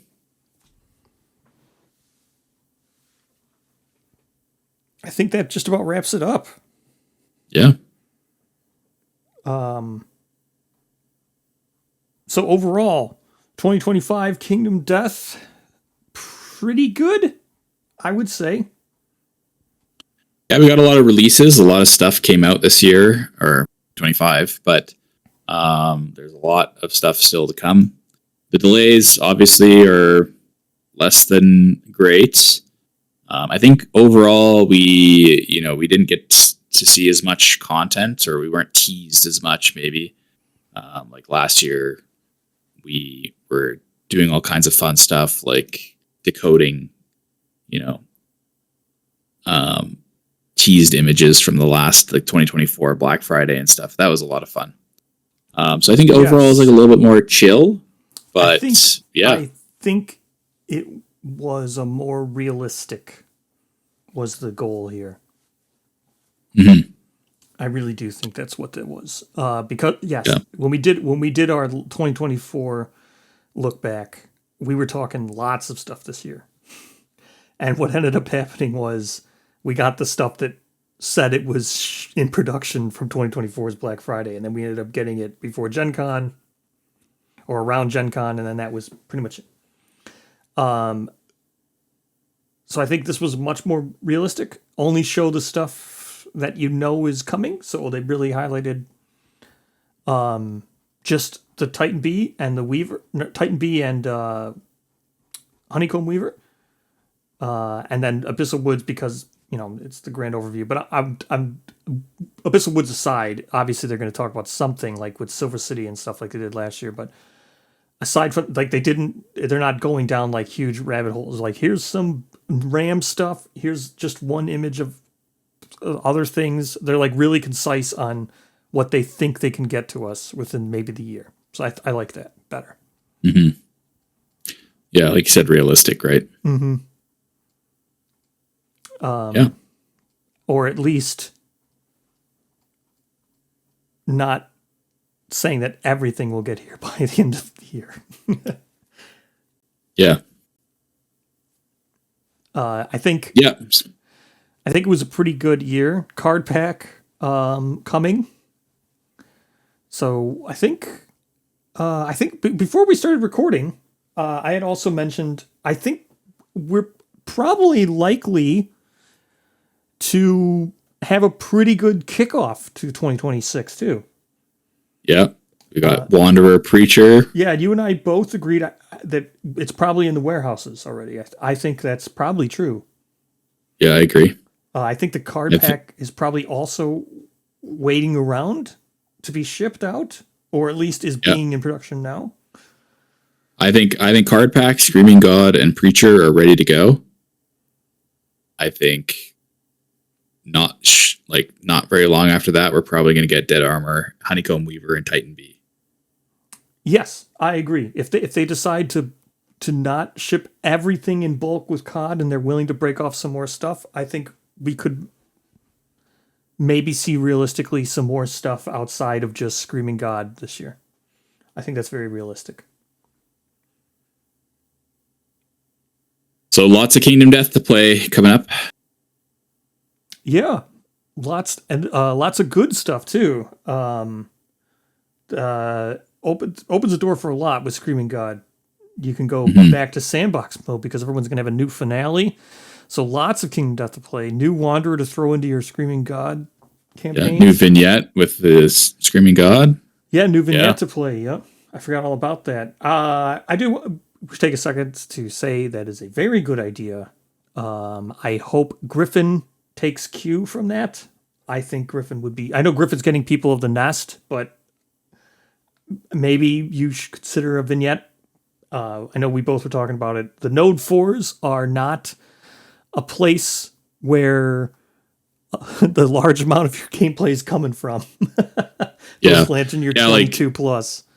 Yeah, if they had done a vignette for the king and you could have jumped into fighting that would have been really, really cool to see. I mean, that's not something that doesn't exist as a possibility, but yeah, if that had been a part of Gambler's Chest, that would have been interesting. But I do hope they continue going forward with Node 4s getting their own special vignettes that allow you to kind of see them without playing through. Yeah, I think that's a really good choice. I think that's one of the best choices. Very accessible. Yeah. And it doesn't need to be Parasite Queen vignette. Just the Screaming God is fine. Griffin would be a great example to follow for that. I think that wraps up 2025. I think pretty strong white box releases this year too. Mm-hmm.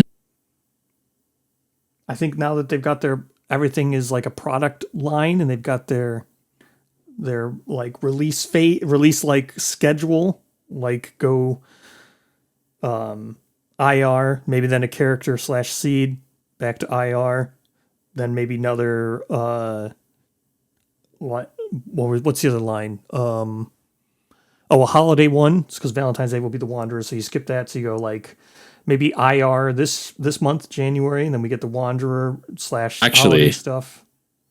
My expectation is that we get Hollow Heart Renee as a Plastic Indomitable release on February. Yeah. And I think actually the end of January, we're probably going to see Preacher. Well, I don't know. Maybe they'll release 2 plastics at once, but I do think Hollow Heart Renee is coming as an Indomitable King Survivor. Yeah. I think so. That'd be pretty neat. Yeah, I think knowing now what we can get from seeing like IRs to maybe a character, or not a character, to a character card, not a legendary character every month. Character card box to a seed box to IR boxes. I think it's pretty good, pretty strong to keep that pattern going with the thrown in holidays, and then big boxes for Gen Con and big box for Black Friday. Mm-hmm.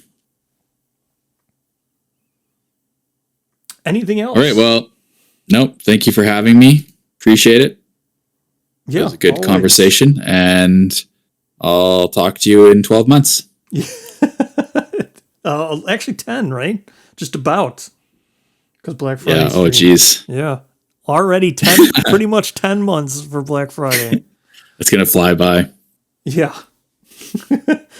Well, I mean, I'm sure we'll talk before I do the Gen Con interview, but. Nope. Oh, all right then. Taking a sabbatical. Okay, man. Thank you. I want to hear from people in the comments. What was your favorite release of 2025? What did you enjoy the most from the expansions? What kind of white boxes did you like? What do you want to see going forward? That's the kind of community engagement I really love to see. So let us know. And again, thanks for having me. It was wonderful. And I look forward to another year, another lantern year, Kingdom Death. Goodbye, everyone.